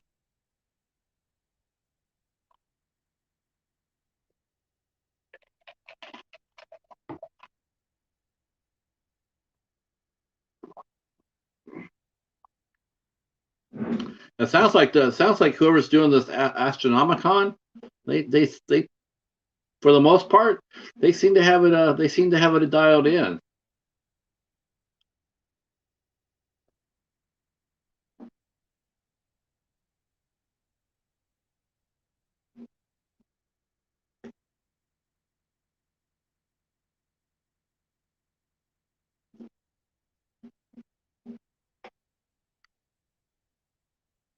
Of course, by the time August rolls around, we should be everything should be reversed, rolled back. So, it'll be full attendance for everybody. Oh, is that that happens? Okay. Well, that explains the wrestlers.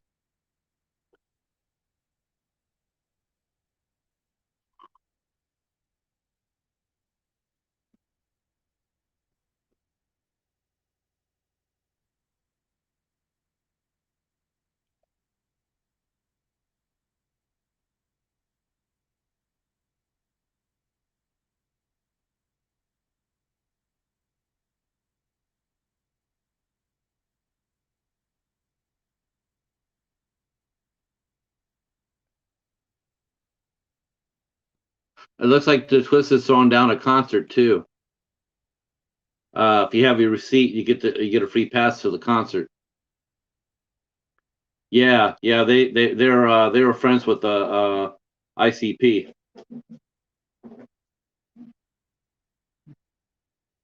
Yeah, I booked those guys once when they toured with ICP.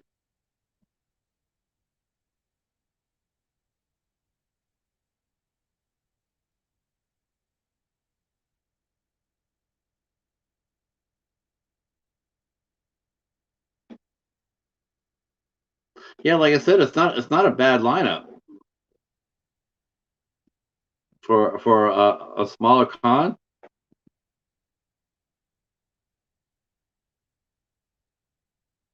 Yeah, hopefully I'll see you Sunday for sure.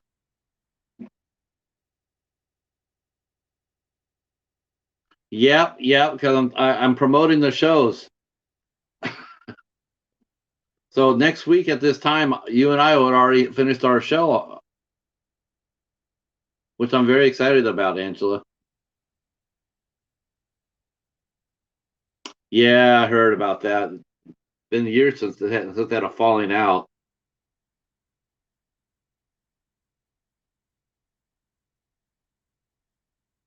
I'm looking forward to next Wednesday. Yep, I'll be popping up here with Angela from Morbid Heart Designs. That'll be fun. I'm looking forward to that.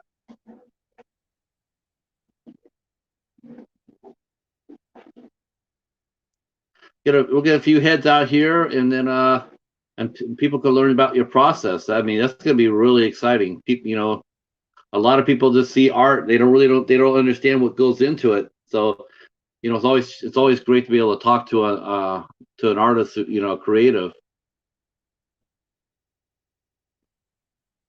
Yeah, I just popped up here to promote that show. We got uh we got Danielle Harris on the 13th, and then you're on the 16th here, and then we're doing on the midnight hour we're doing a witches and warlocks themed show. We're gonna name our favorite warlocks and witches from TV and film. That's gonna surprise a lot of people. I think that's actually gonna be really interesting to see what people come up with.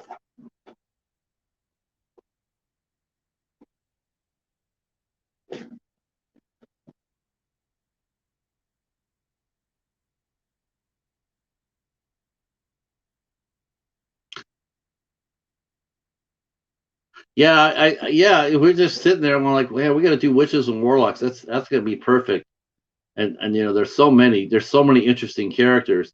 And we call ourselves the Midnight Hour, and I don't know. It's to me that just screams like a name of a coven. So like, why don't we do that? Um, and then on the 27th we have Meredith Moeller, and I'm hosting the Midnight Hour for the first time. So I'm excited for that. I'm excited for that, and because the interview series has been a lot of fun. I really enjoyed the interview series. Let's see if I can bring that up actually.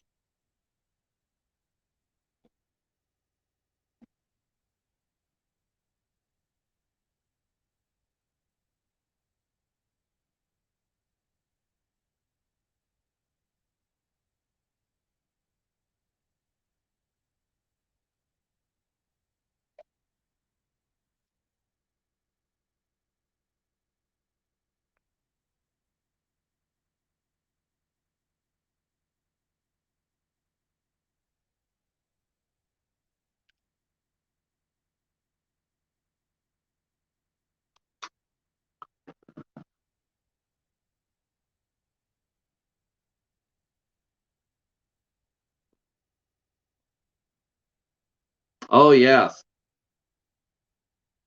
that's the list I just posted. That's the list of the people I've interviewed so far. Some of them have been on my blog, and of course, some of the ones have been on the Midnight Hour.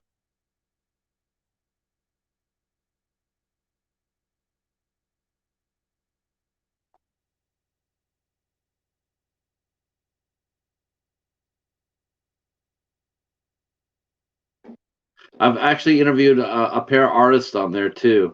Um, there's been a couple of really good artists I've interviewed. I have another one I'm scheduled to interview in August.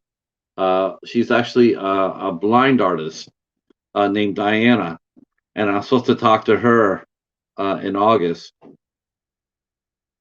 And another one I've been trying to talk to is Mary Cronert, and she runs a community living room out of Oshawa, Canada. I've been after her for over 2 years, but we have just never been able to connect. But I got one of my interviews from her.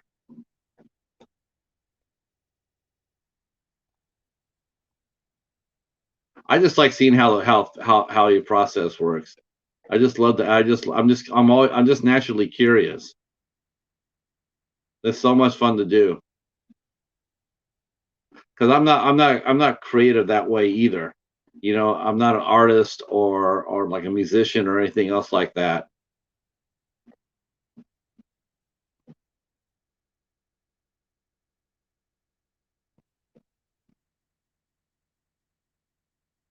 Uh, if you bookmark that, Angela, if you bookmark that list, um, you can you can scroll up there and see. Um, I also did a couple. Also did one YouTuber who makes her own art, Brandy from Rainbow Goth. I interviewed her as well. So that's what, four artists I think I've gotten.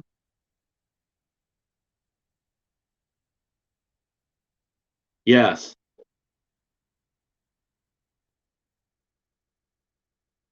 Yeah, I agree with that. Yeah, every artist is different. It's funny. I mean, you look at a picture and you say it's a picture, but how it got to be a picture is that's the story, not so much the finished project for product, but how it got there.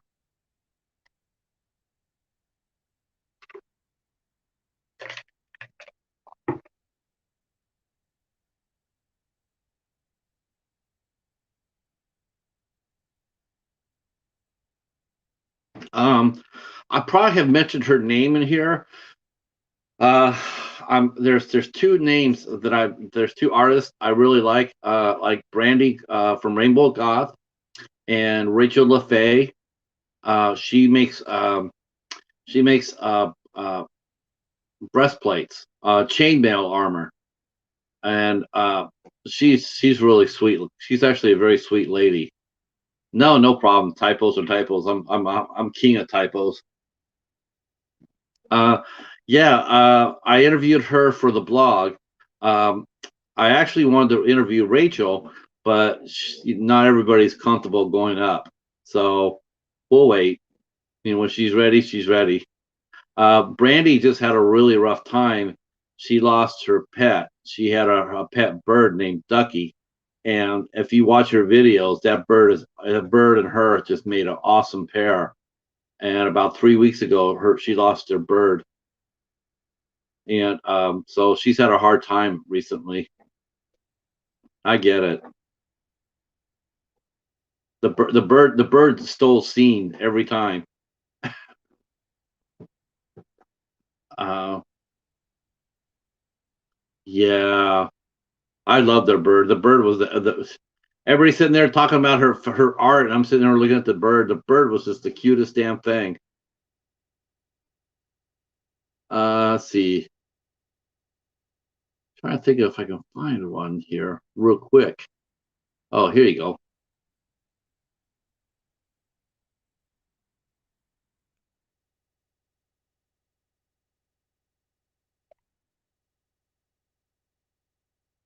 This is Megan Claire. This is Megan Claire right here. She's amazing. She does murals. She's based in Canada.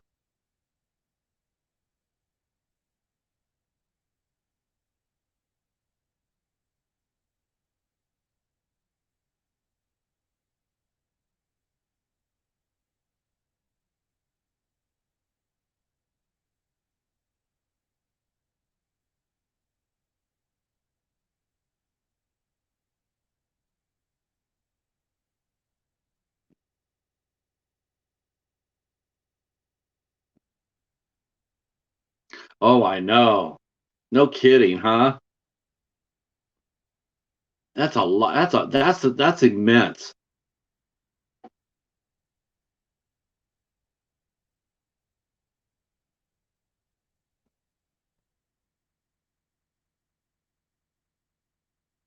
Now here's the thing though for me. I don't mind murals. I like murals. I think murals are beautiful when they're commissioned. You know, if someone commissions them and you post it and you paint it on their wall, then that'd be fun. You know, that'd be great. I can't condone nor do I appreciate vandalism. You know, people run around tagging people's houses or businesses or trains. I know like you say, well, they're just artists, they're just expressing themselves. Well, you know what, if they need somewhere to express, why don't they paint their own damn house or paint their own damn car? I don't really like vandals. I don't see them as artists at all. Doing something without permission against to private property is not art, nor is an artist. But when you get if you get asked to do something like that or commissioned to do something like that, I think it's amazing. Yeah, she is really cute. I actually got an interview with Megan through Mary Croner. That's how I got the interview with her.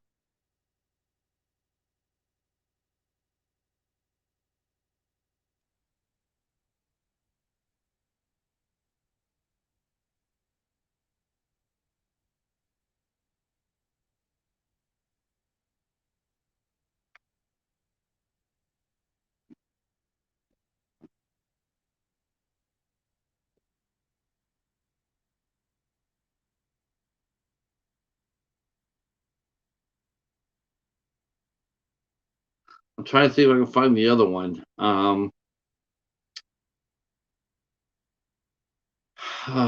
Let's see. There's another one on here. His name is Louis D. Martini, and he's also from Canada. Oh, thanks, Andy.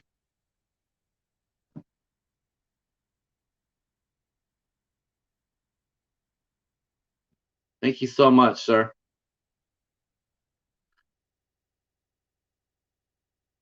Yeah, if they have the skill and the style, then all they need to do is just go out there and try to find somewhere to express it, somewhere where it's not going to be, causing damage to other people's property.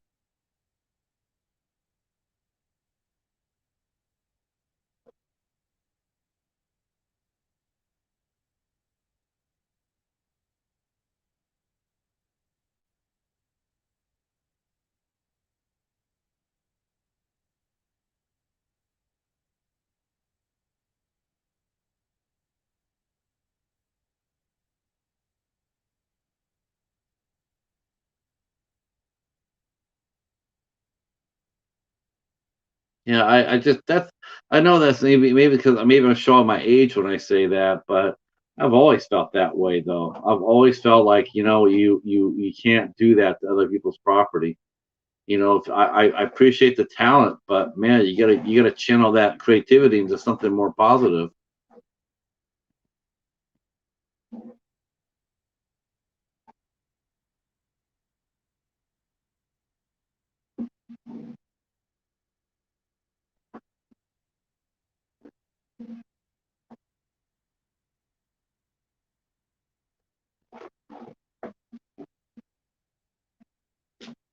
But we definitely will be able to get into that. We'll be able to talk into the morality of an artist. That'll be something I want to talk to you about more in depth for sure.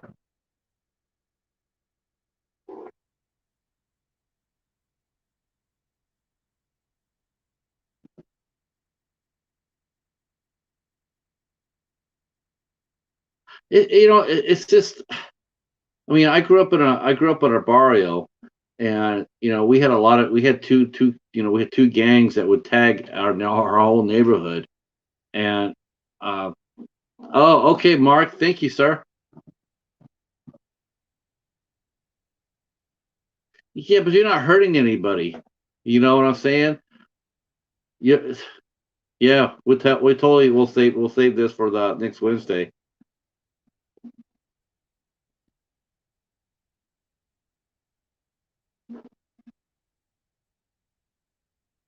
Okay, the show will be with Angela will be next Wednesday at 8 o'clock.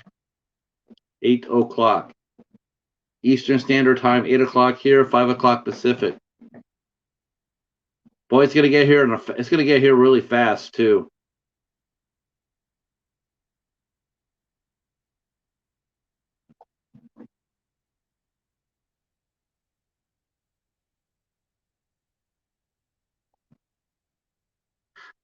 Yeah, that's right. Yeah, now they have a preview. What could be coming up? What will be coming up?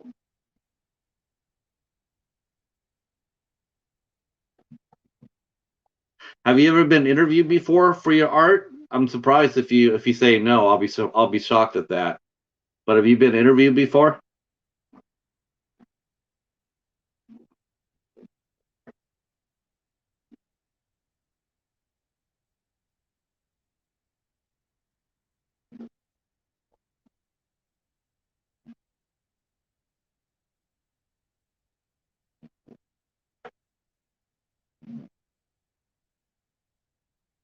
Oh, okay. Now, have you seen the musical group called Sneaky Zebra?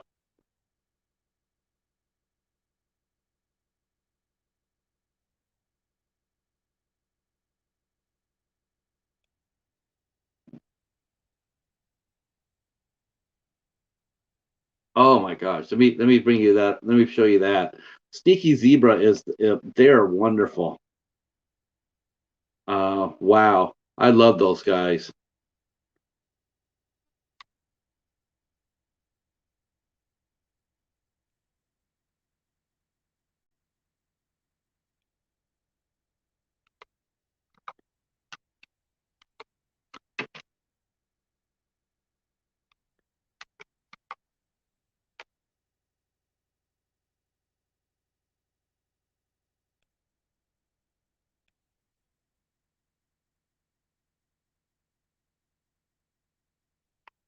These guys do so much for cosplay.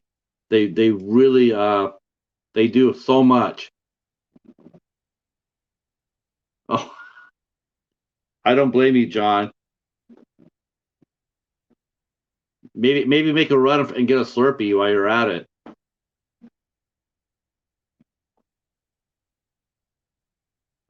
But Angela, there's the link to the Sneaky Zebra. They have done so much for cosplay. It's crazy as far as promoting it and showing off the best of the best. They travel everywhere and they pair up these great cosplay with original music, and they pair them up and make videos. It's an amazing thing.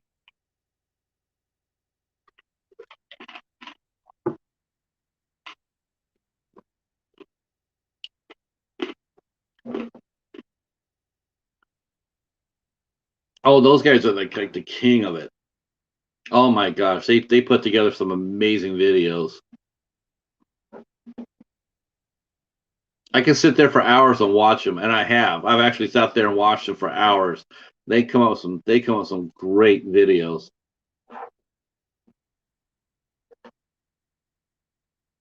My buddy Catfish, he's getting into cosplay. He he's actually making he went as Black Panther at a convention in Baltimore, and this year he wants to go as Deathstroke.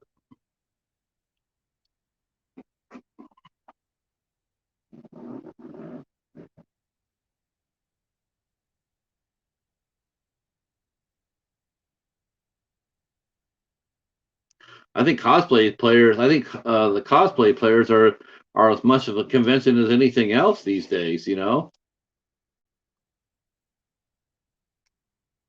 Oh yeah, you love them.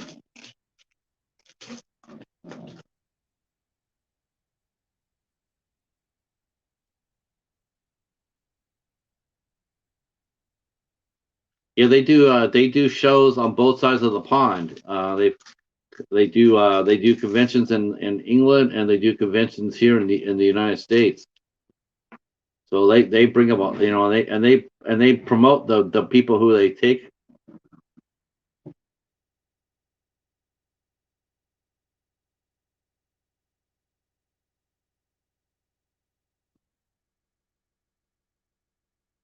Yeah, I think you will. I think, as we all go back to normal.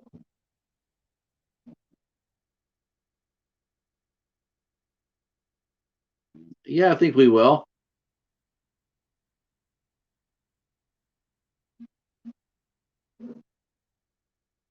I mean, what the way I look at it, the way I look at it, I mean, I always thought cosplays now are, like I said, they're just as much as a convention as celebrities go. I mean, there's a lot of people that go there just to watch the cosplay. They want to see what people are coming up with. It's amazing. It takes an amazing amount of work and dedication to put together costumes like that.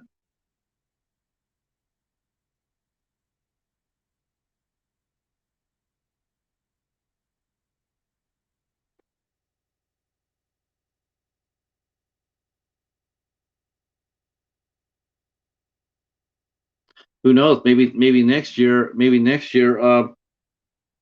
you could do it for one day. Out of the 3 days of a convention, maybe you could pop up there in a costume for one day.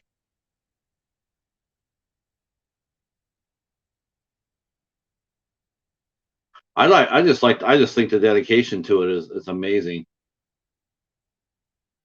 I just think it's amazing.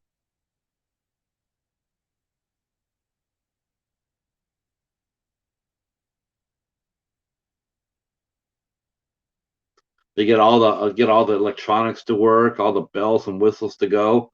It's just, it's just not just putting on a mask anymore. It's like your costume function. It's a functioning costume.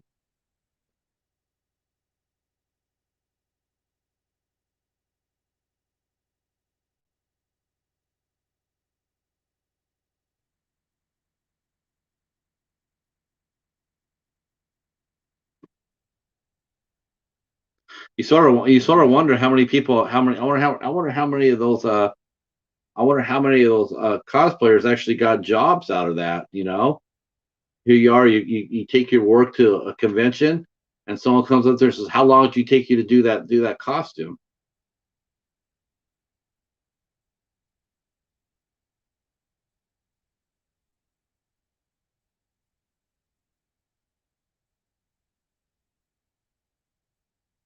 Yeah, I agree with that. I would think that would be rough to be able to do dress up in costume and work your booth. I mean, if yeah, you have to be totally percent comfortable, and it really couldn't be all that detailed because you have to move around in it.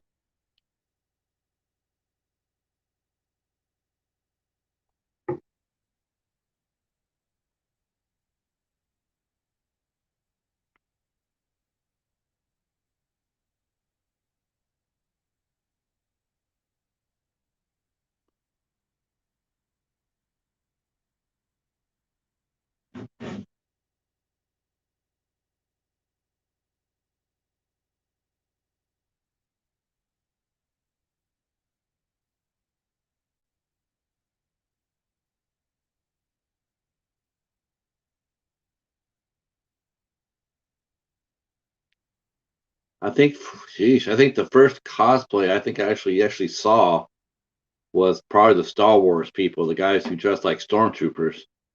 I think they were the first persons I ever saw doing like legitimate cosplay. Uh,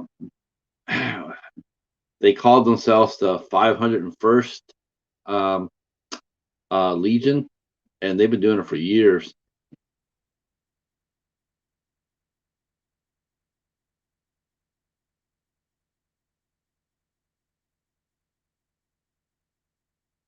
Oh yeah, that's right. Your first convention's next, isn't it?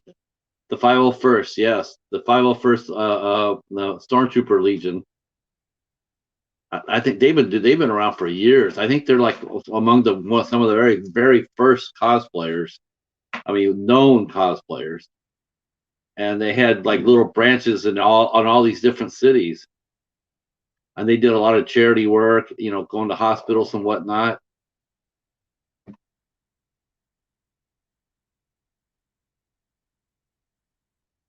Yeah, yeah, they have branches everywhere.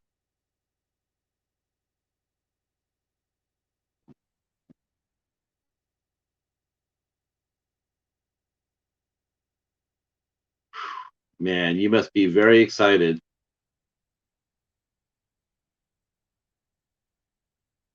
Yeah, you're right. You're right. They are international now. They do a lot of good work.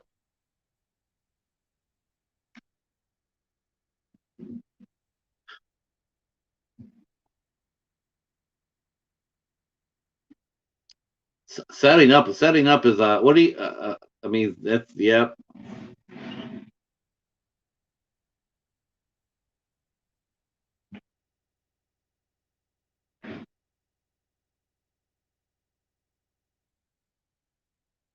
And the thing is, so it's really cool is that they've always been accepted too by Lucasfilms. I have never heard anything bad about Lucasfilm trying to stop them from doing that. I think it's because it was charity.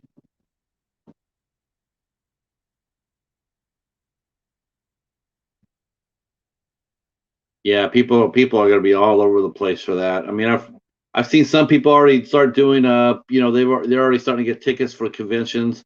I know Cody from H&S Collectibles. He was posting old pictures up. I think he's supposed to go to a convention like one day in Kansas or in Indiana someplace, maybe Indianapolis.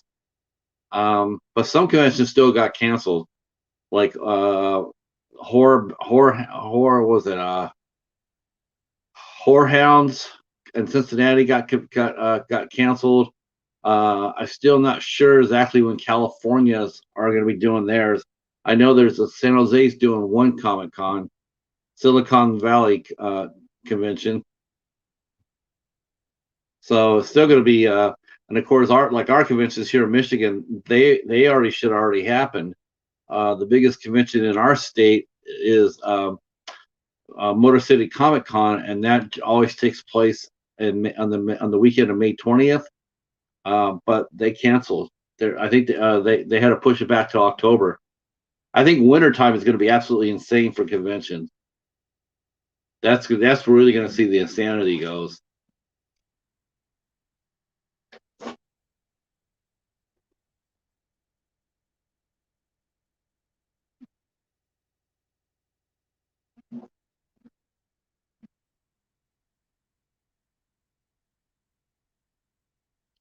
Man, I tell you what. I tell you one thing. When you do streams like this, man, time flies.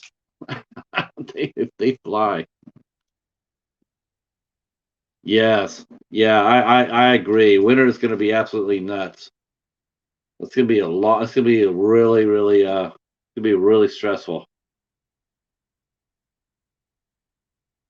Yeah, because you're going to be fighting for spaces, and you're going to be fighting for tickets. You're going to be fighting for guests.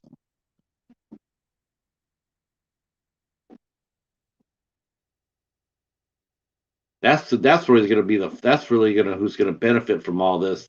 All the people who are guests at the cons, they're going to make money.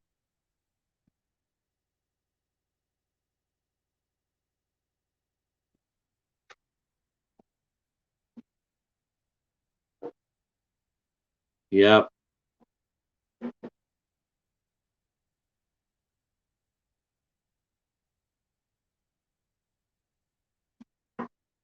I actually might go to that one convention down in Ann Arbor. I have never written for a press pass before, but I might.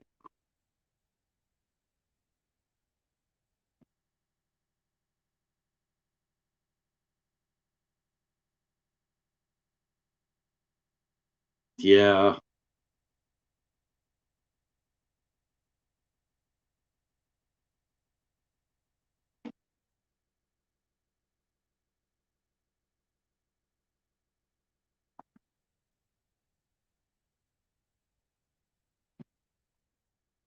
Yeah, I might go ahead and do that. I've never done it before, but I think I got enough there. I have a blog, so um uh yeah, I written I've written a blog, so I could probably definitely do that.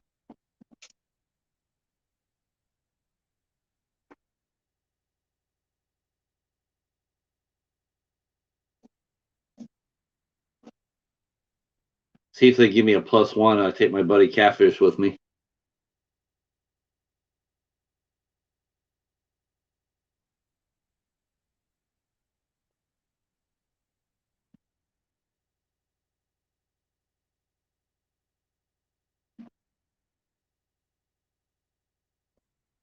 Oh, he's back from the van. Good, good.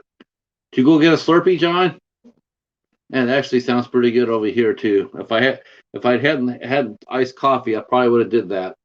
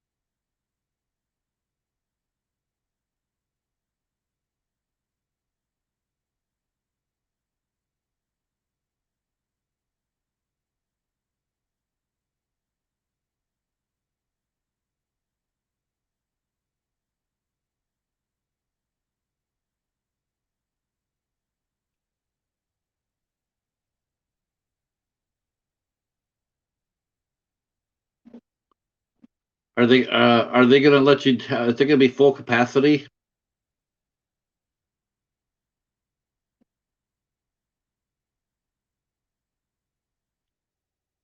Yep.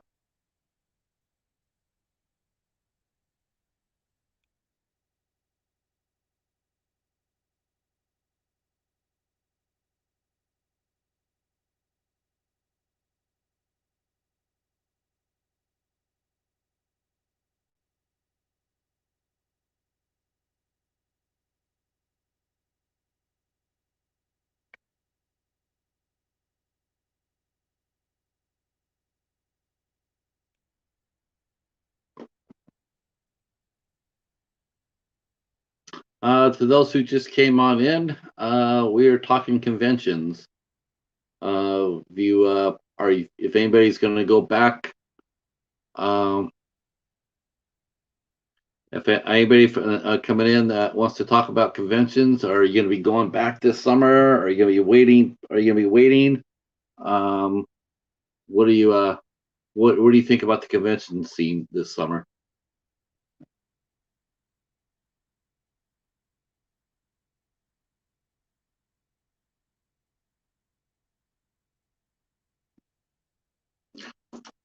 Well, those are good numbers.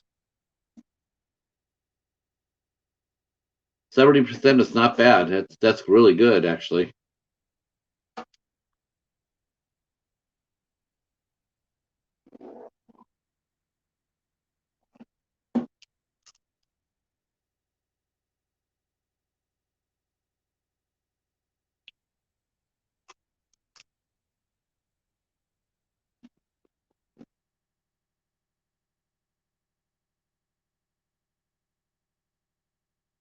Yeah, ain't that the truth, John? Yep.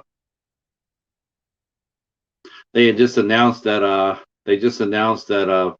baseball here in the Detroit Tigers who play by me, they're going to be doing full capacity for fans, and I'm hearing that it'll be like that for football too.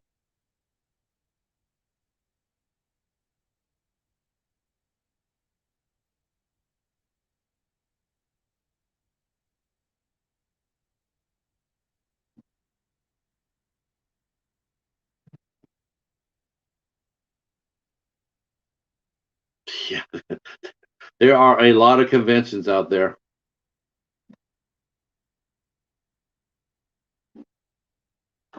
People are going to be so excited to go back.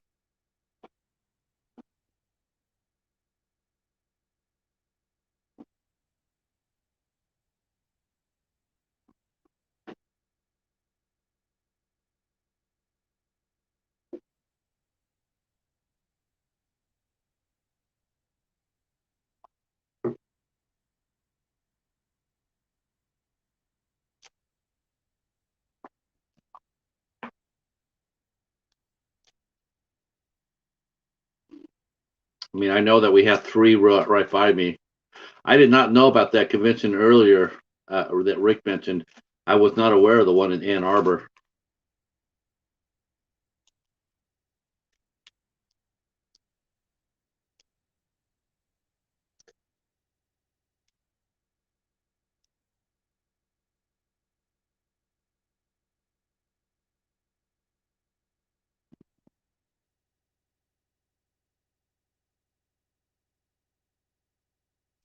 Right.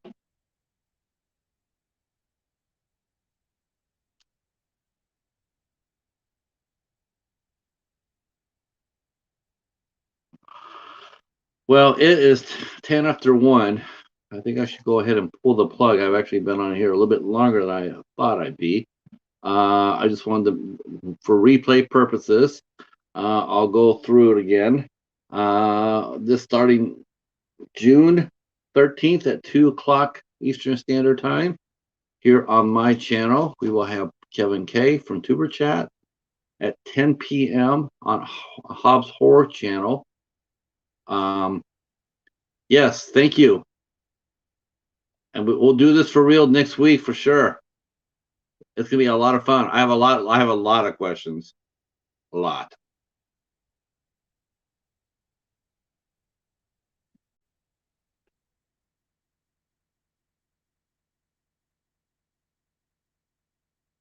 Um, on the 16th of June, Angela from Morbid Heart Designs will be a guest on Eight Questions with. That show will start at 8 p.m. Eastern Standard Time. We will talk all things art, cosplay, and conventions, among other things. We'll talk a little horror movies in there, uh, icons. Um, on June 20th on the midnight hour, again on Hobbs's channel, we will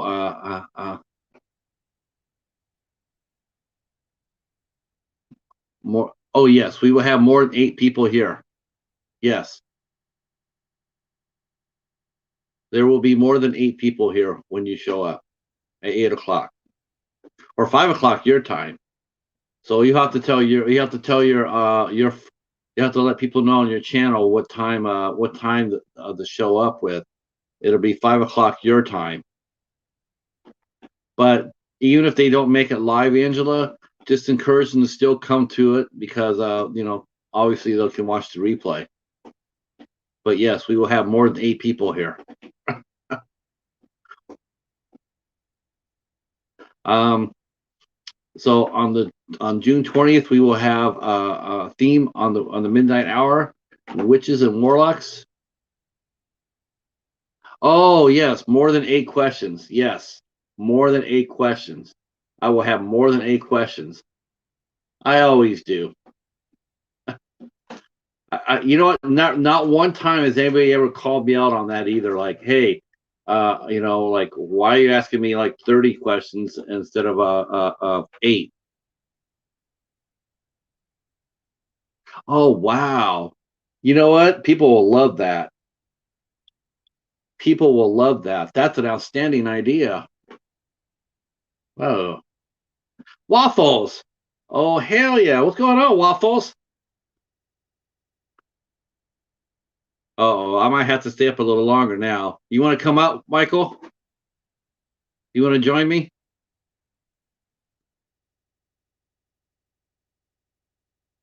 Waffles will be talking. Waffles will have something to show us.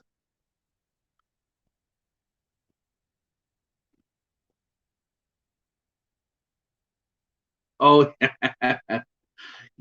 yeah, I've been really lucky for that.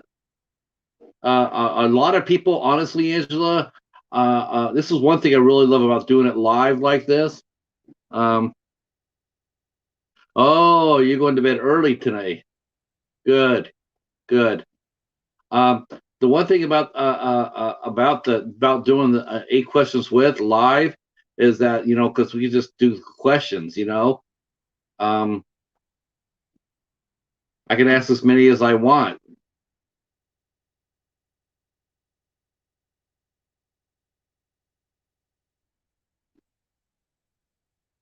Oh boy.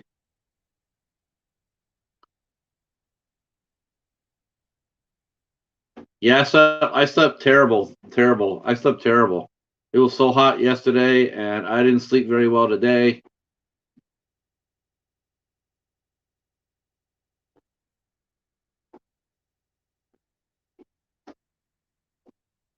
I'll be promoting the. Uh, I don't know. I don't know, Waffles. You know what? I don't know. You know what? I don't know. I feel good right now, but then again, I don't want to do what I did before, and that was like I was on here for 5 hours last Friday, and I basically taught myself horse for a day.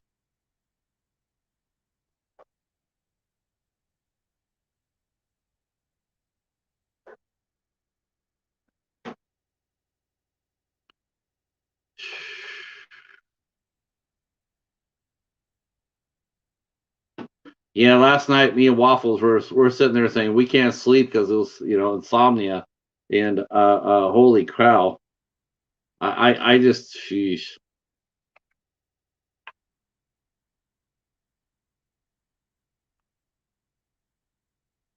You know what? I might have to commission that. I might have to commission a piece of art from you, Angela. I'd like to see what your interpretation of a heroic waffle is. That would actually be pretty fun. An artist's interpretation of what a heroic waffle is. I'm just using my ceiling fan for me.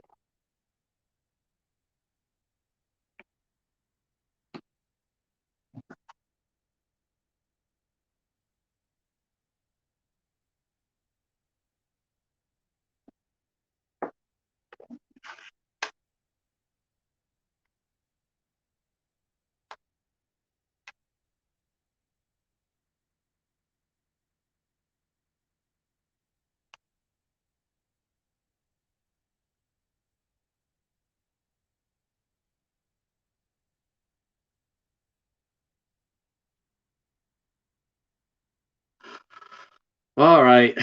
I guess that will be it for me. I've been on here for how long? For a long time.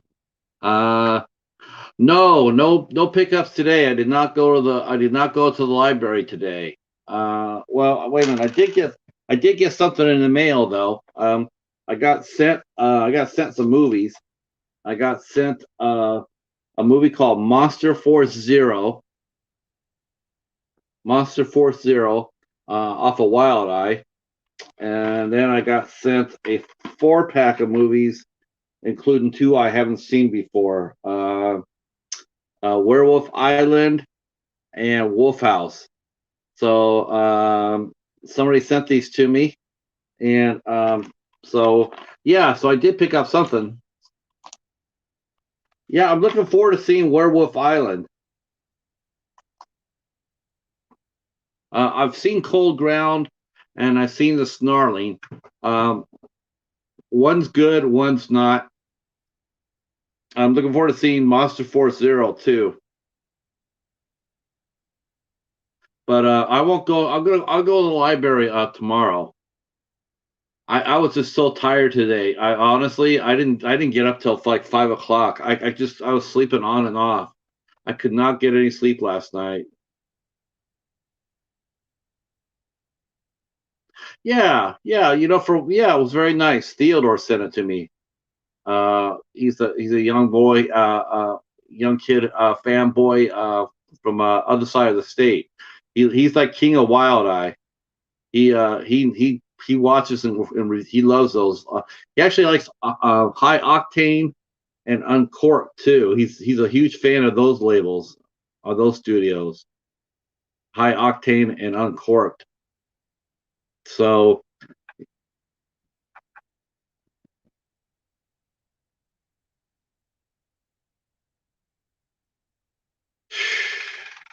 yeah, I'm gonna go tomorrow morning too.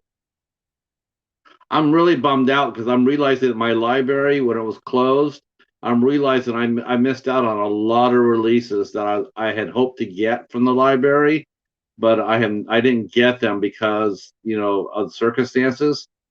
Uh, I'm realizing I'm going to be hunting for a lot of movies now that I missed. I was actually hoping to get a copy of Promising Young Woman at my library, but I think it's too late. I think they've already released their copies already. So I really wanted to see that. I'm not a Carrie Mulligan fan at all, but I realized that she did an outstanding job in this movie. Yeah, that would be good. Yeah, yeah, that would be nice.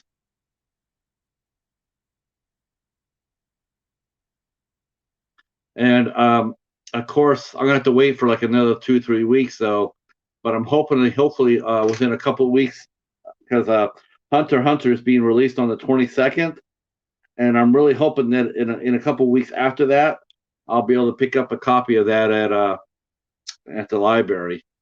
And I'm going out Friday for Dollar Tree. Dollar Tree is they're doing their movie sale this week. It starts this Friday. I went to the biggest store in our area, and I looked, and I did not see anything. Uh, oh, thanks. My wife got this one for me. Um, I'm looking for a Dark Song in Blu-ray, but from what I've seen, from whatever he's been pulling, this is going to be like probably the worst wave that Dollar Tree has ever done. There's nothing in this wave. It is retreads and don't care. My coffee cup is also Eddie Bauer. I worked this season. I worked the Christmas season, and I got a mug.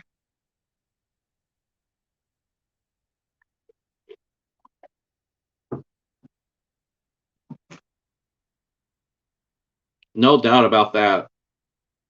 Um, I had thought that because I heard from Peppermint Tribe that the sale was happening, so I knew that I was going to go to the biggest store in our neighborhood because they always put their stuff out a week early every week. They're a week early. So I knew that. So we went over there, and they had a ton of shit. I mean, it was huge. It looked like Black Friday at Dollar Tree. It did. For the amount of for the product they got, it looked like Black Friday.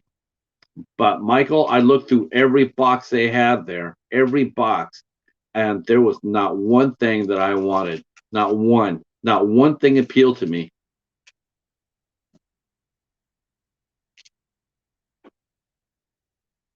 Oh, that's too bad because there's been some good ones. Oh no, I can't say that. I can. It's funny.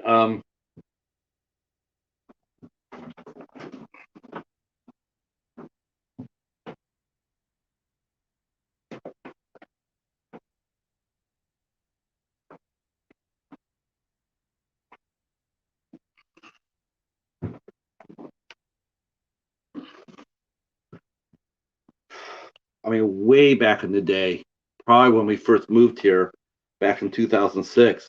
I remember getting this at the Dollar Tree, and um, this was my first TV series that I got from them. It's a series called Daybreak. It was the first series I ever got. Yeah, I've been really lucky. I won't lie to you. Um, the Dollar Tree near my house is stellar. I get great books there, and gosh, about I would definitely say about 80% of the time, their movie sales have been really, really good. There's been a few that just have not done well, and quite honestly, I'm expecting that this time. I'm only after one thing on this wave. I'm looking for a Blu-ray copy of A Dark Song, and that's all I'm looking for. Um, but I get first crack every Friday. The first Friday of every sale. Uh, Daybreak is outstanding. Has it starred Tay Diggs and Victoria Pratt. It was like it was really cool.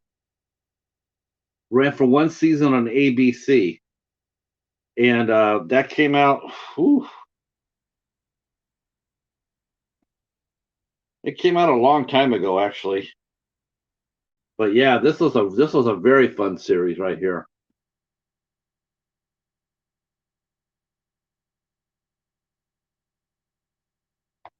Oh, I got to do this for Hobbs. So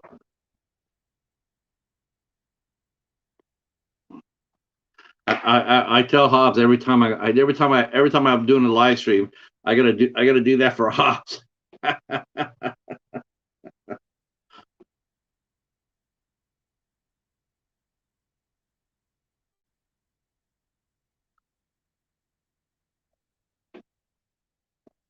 But yeah, I'm not expecting anything. It was dead.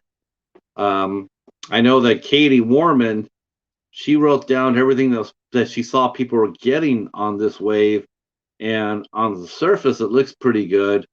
But I mean, I'm not really. Movie room is coming along well. I'm moving up. I've got the room emptied, and I'm moving up boxes. I'm moving up crates tomorrow. So I got to figure out how I'm going to build the shelving, though. That's the problem. I'm going to probably need a little help on that. I have a shelving that my wife has some of her figurines on, and I got to figure out how am I going to do that to get past that.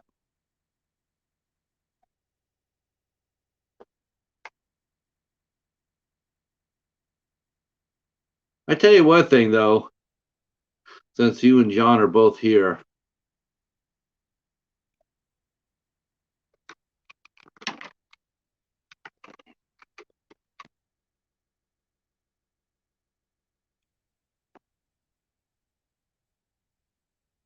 um,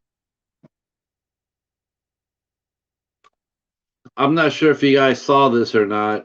Uh, did you guys hear about the Ellie Kemper story this week? Um, did either you or John? Did you hear about the Ellie Kemper story? She was the she's the actress that was in Unbreakable Kimmy Schmidt.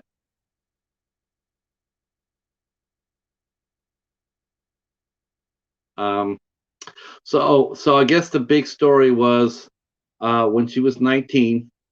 When she was 19 years old, she went to a oh, I should do that. But check this out. So Ellie Camper, when she was 19 years old, she went to a debutante ball. She went down to this ball that was being held by a place called the Veil Prophet ball. Well, she was a teenager. Supposedly, this ball has a unquestionably racist, sexist, and elitist past, whatever that means, right? Okay. Well, Well, she went to a ball that supposedly was being run by some people with a shady past. Now she's 19 years old. 19. I think she's 40 now. Okay. So now people are coming after her because she went to this ball. And they, I guess they're blowing her up on Twitter or whatnot. Now I'm a middle of the road person as far as my politics go. I can't stand the right. So if you're a Republican, you're gonna hate me. But I look at myself as a middle of the road person. But for the life of God, when I read this story, it just really struck in my craw. Uh, I'm blown away by the simple fact that this girl, this young lady, she was 19 years old. She went to a ball, a debutante ball that she knew nothing about. Probably when she didn't even, she's 19 years old. Yes, thank you, Michael. So now everybody's attacking her because she went to this ball, and now she's on her saying that she has to apologize. This is where the left. This is where the leftist people are blowing it big. This is where they're blowing it. This is why they're. This is why this country is partly where it is now, because it's assholes like this. You're attacking a girl, a 19-year-old girl, who went to a ball that she probably had no idea about his past. She went there with probably with a date and probably with some friends to have a good time. Okay. Now, it'd be one thing if she went now, right? It'd be one thing if she went now. She knew about the past, but she's 19 years old, and now she's being crucified for this by the left. Sorry, but you know what? These guys can all fuck off. I say this: if you're going to be that anal about something like that, if you're going to be that anal, uh,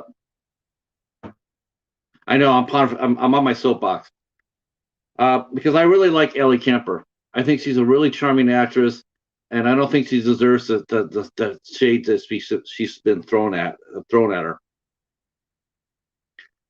If you're going to be that anal about somebody's past, then I dare say that this country's in deep, deep trouble.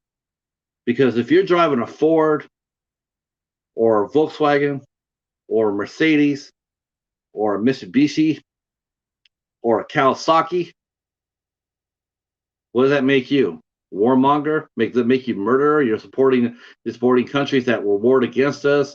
You're going to support Boeing, who firebomb cities. You know what I'm saying? How extreme can you get? Nobody knows that at 19, if you go to a ball, about the ball. All you know is that, hey, you're there to have a good time, and that's all there is to it. I mean, short of them flying swastikas and southern flags, or a grand wizard walking through the middle, or Nation of Islam minister walking through there, or any number of people walking through there with extreme hate groups. You're just there to have a good time, right? You're there to you're there to dance. You have a good time. Why are you being crucified for an action that you did 20 years ago now? This is bullshit.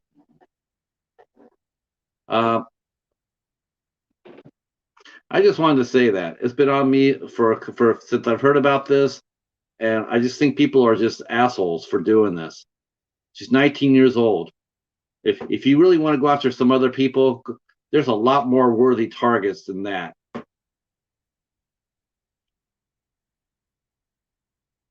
This is the same people that are attacking this girl here. That same time would get their panties up in a bind if a school turn around and went against what they liked. If they said, well, we can't have you wear this clothes, or we can't have you dance to this music. They be just as upset as that as people are with Ellie Kemper today, and I just don't understand it. So that's all. That's all I wanted to say.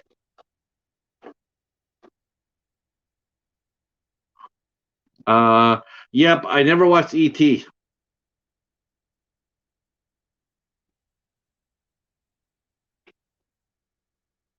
but I did finish. I did finish Interstellar, and I finished RV.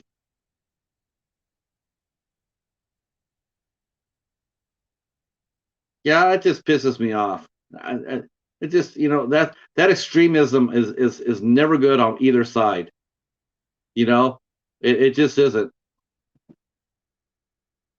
No, I've never watched ET, Michael. Never watched it. I have a copy of it. I got it actually from the library, but I have not watched it yet. Uh, Gosh, I'll show you. I'll show you just a small stack of stuff that I've watched that I still have to watch.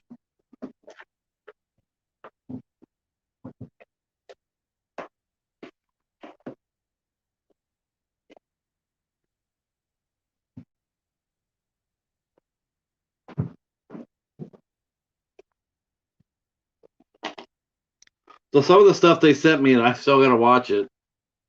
I got to watch WrestleMania, Wrestle Massacre. I've had that for a while. Let's see, I have to watch Impact Event with Michael Berryman. I haven't watched that.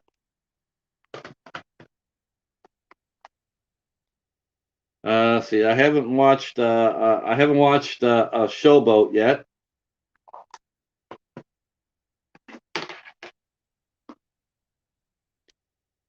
Let's see. This is Whoops. I have to watch Happy Times. This is from Art Exploitation. This is going to be probably one of their last releases before Kino Lorber takes them over. Uh, I have to watch Wither from also from Art Exploitation. Um, I have to watch this.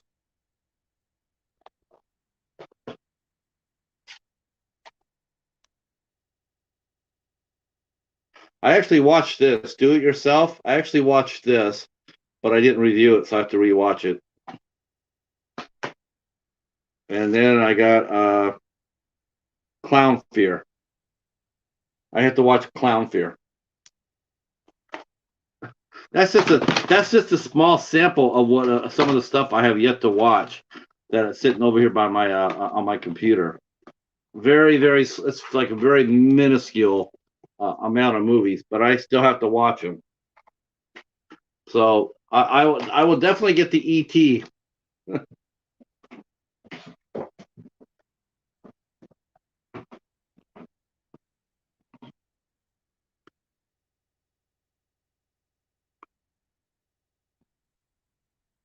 Yeah, see, I know WrestleMania. Yep, I agree. Yeah, Withered looks real cool too. I've heard really good things about that one. Um, Jason from Horrific Nightmares JM told me that that's an outstanding movie. So yeah, these are my last of my art exploitation.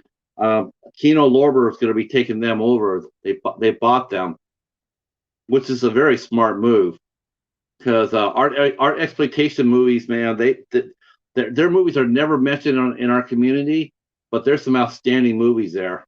Outstanding. My second favorite movie that I've reviewed on my blog is a movie called Molly. Um, and I actually got the co-director of that film to do an interview with me in July. Molly is an amazing movie.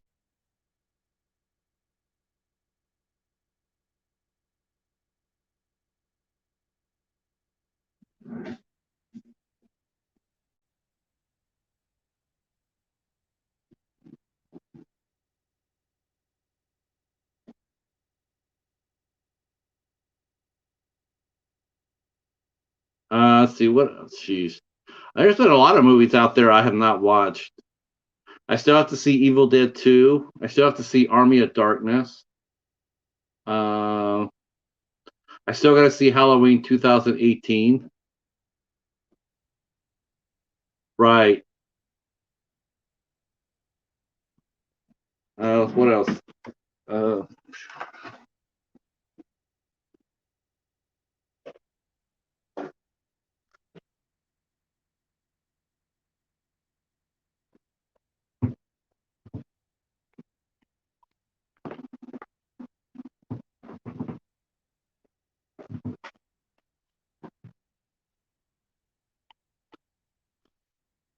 I have to rewatch this one. Rust Creek. Um, I still got to watch Summerland. I mean, this is just some of the stuff I still have to watch, and this is from I. This is from ISC. I still got to watch Relic, which I'm looking forward to.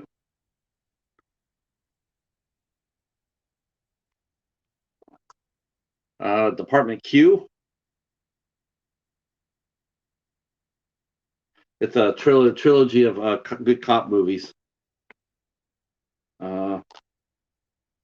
XXXY.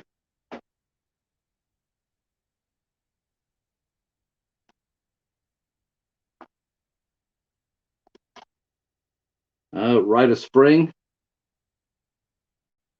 And let's see. I still got to watch Proxy. Proxy, I hear, is absolutely insane. And I actually have a Barbara Crampton. I have a Barbara Crampton movie that I have to watch too. Beyond the Gates. I actually got this one here. Well, I got it through a trade, but this here was at a dollar. Was that from Dollar Tree?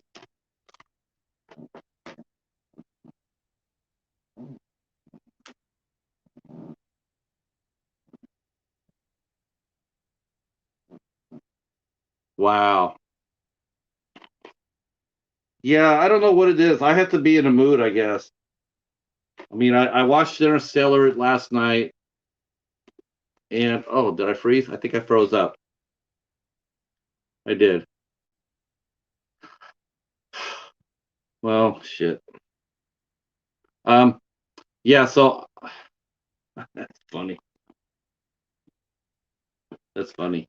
Um, yeah, I watched Interstellar last night, and then today I watched RV, and I'll probably after this I'll probably go watch Defendor with Woody Harrelson, and I froze. Well, you know what? That's a sign of the times here. You just took your melatonin, so you need to relax. John, I'm gonna go ahead and pull the chute. Anybody else is still here? Thank you for watching. Um, I might be back up Friday. I don't know. Maybe, maybe not. I'll see. But if not, for sure, I'll be here Sunday afternoon at 2 p.m. So if you guys all want to come back at 2 p.m. Sunday, I'll be here for that. And I will talk to you guys then. I might do an Instagram live between now and then. We'll see. Yeah, I like that. Okay. Thanks, fellas. Thanks for all the support, and thanks for letting me get on a soapbox. And I will talk to you guys soon. All right, John. Try to stay cool if you can. All right, Cheetah. We are out of here.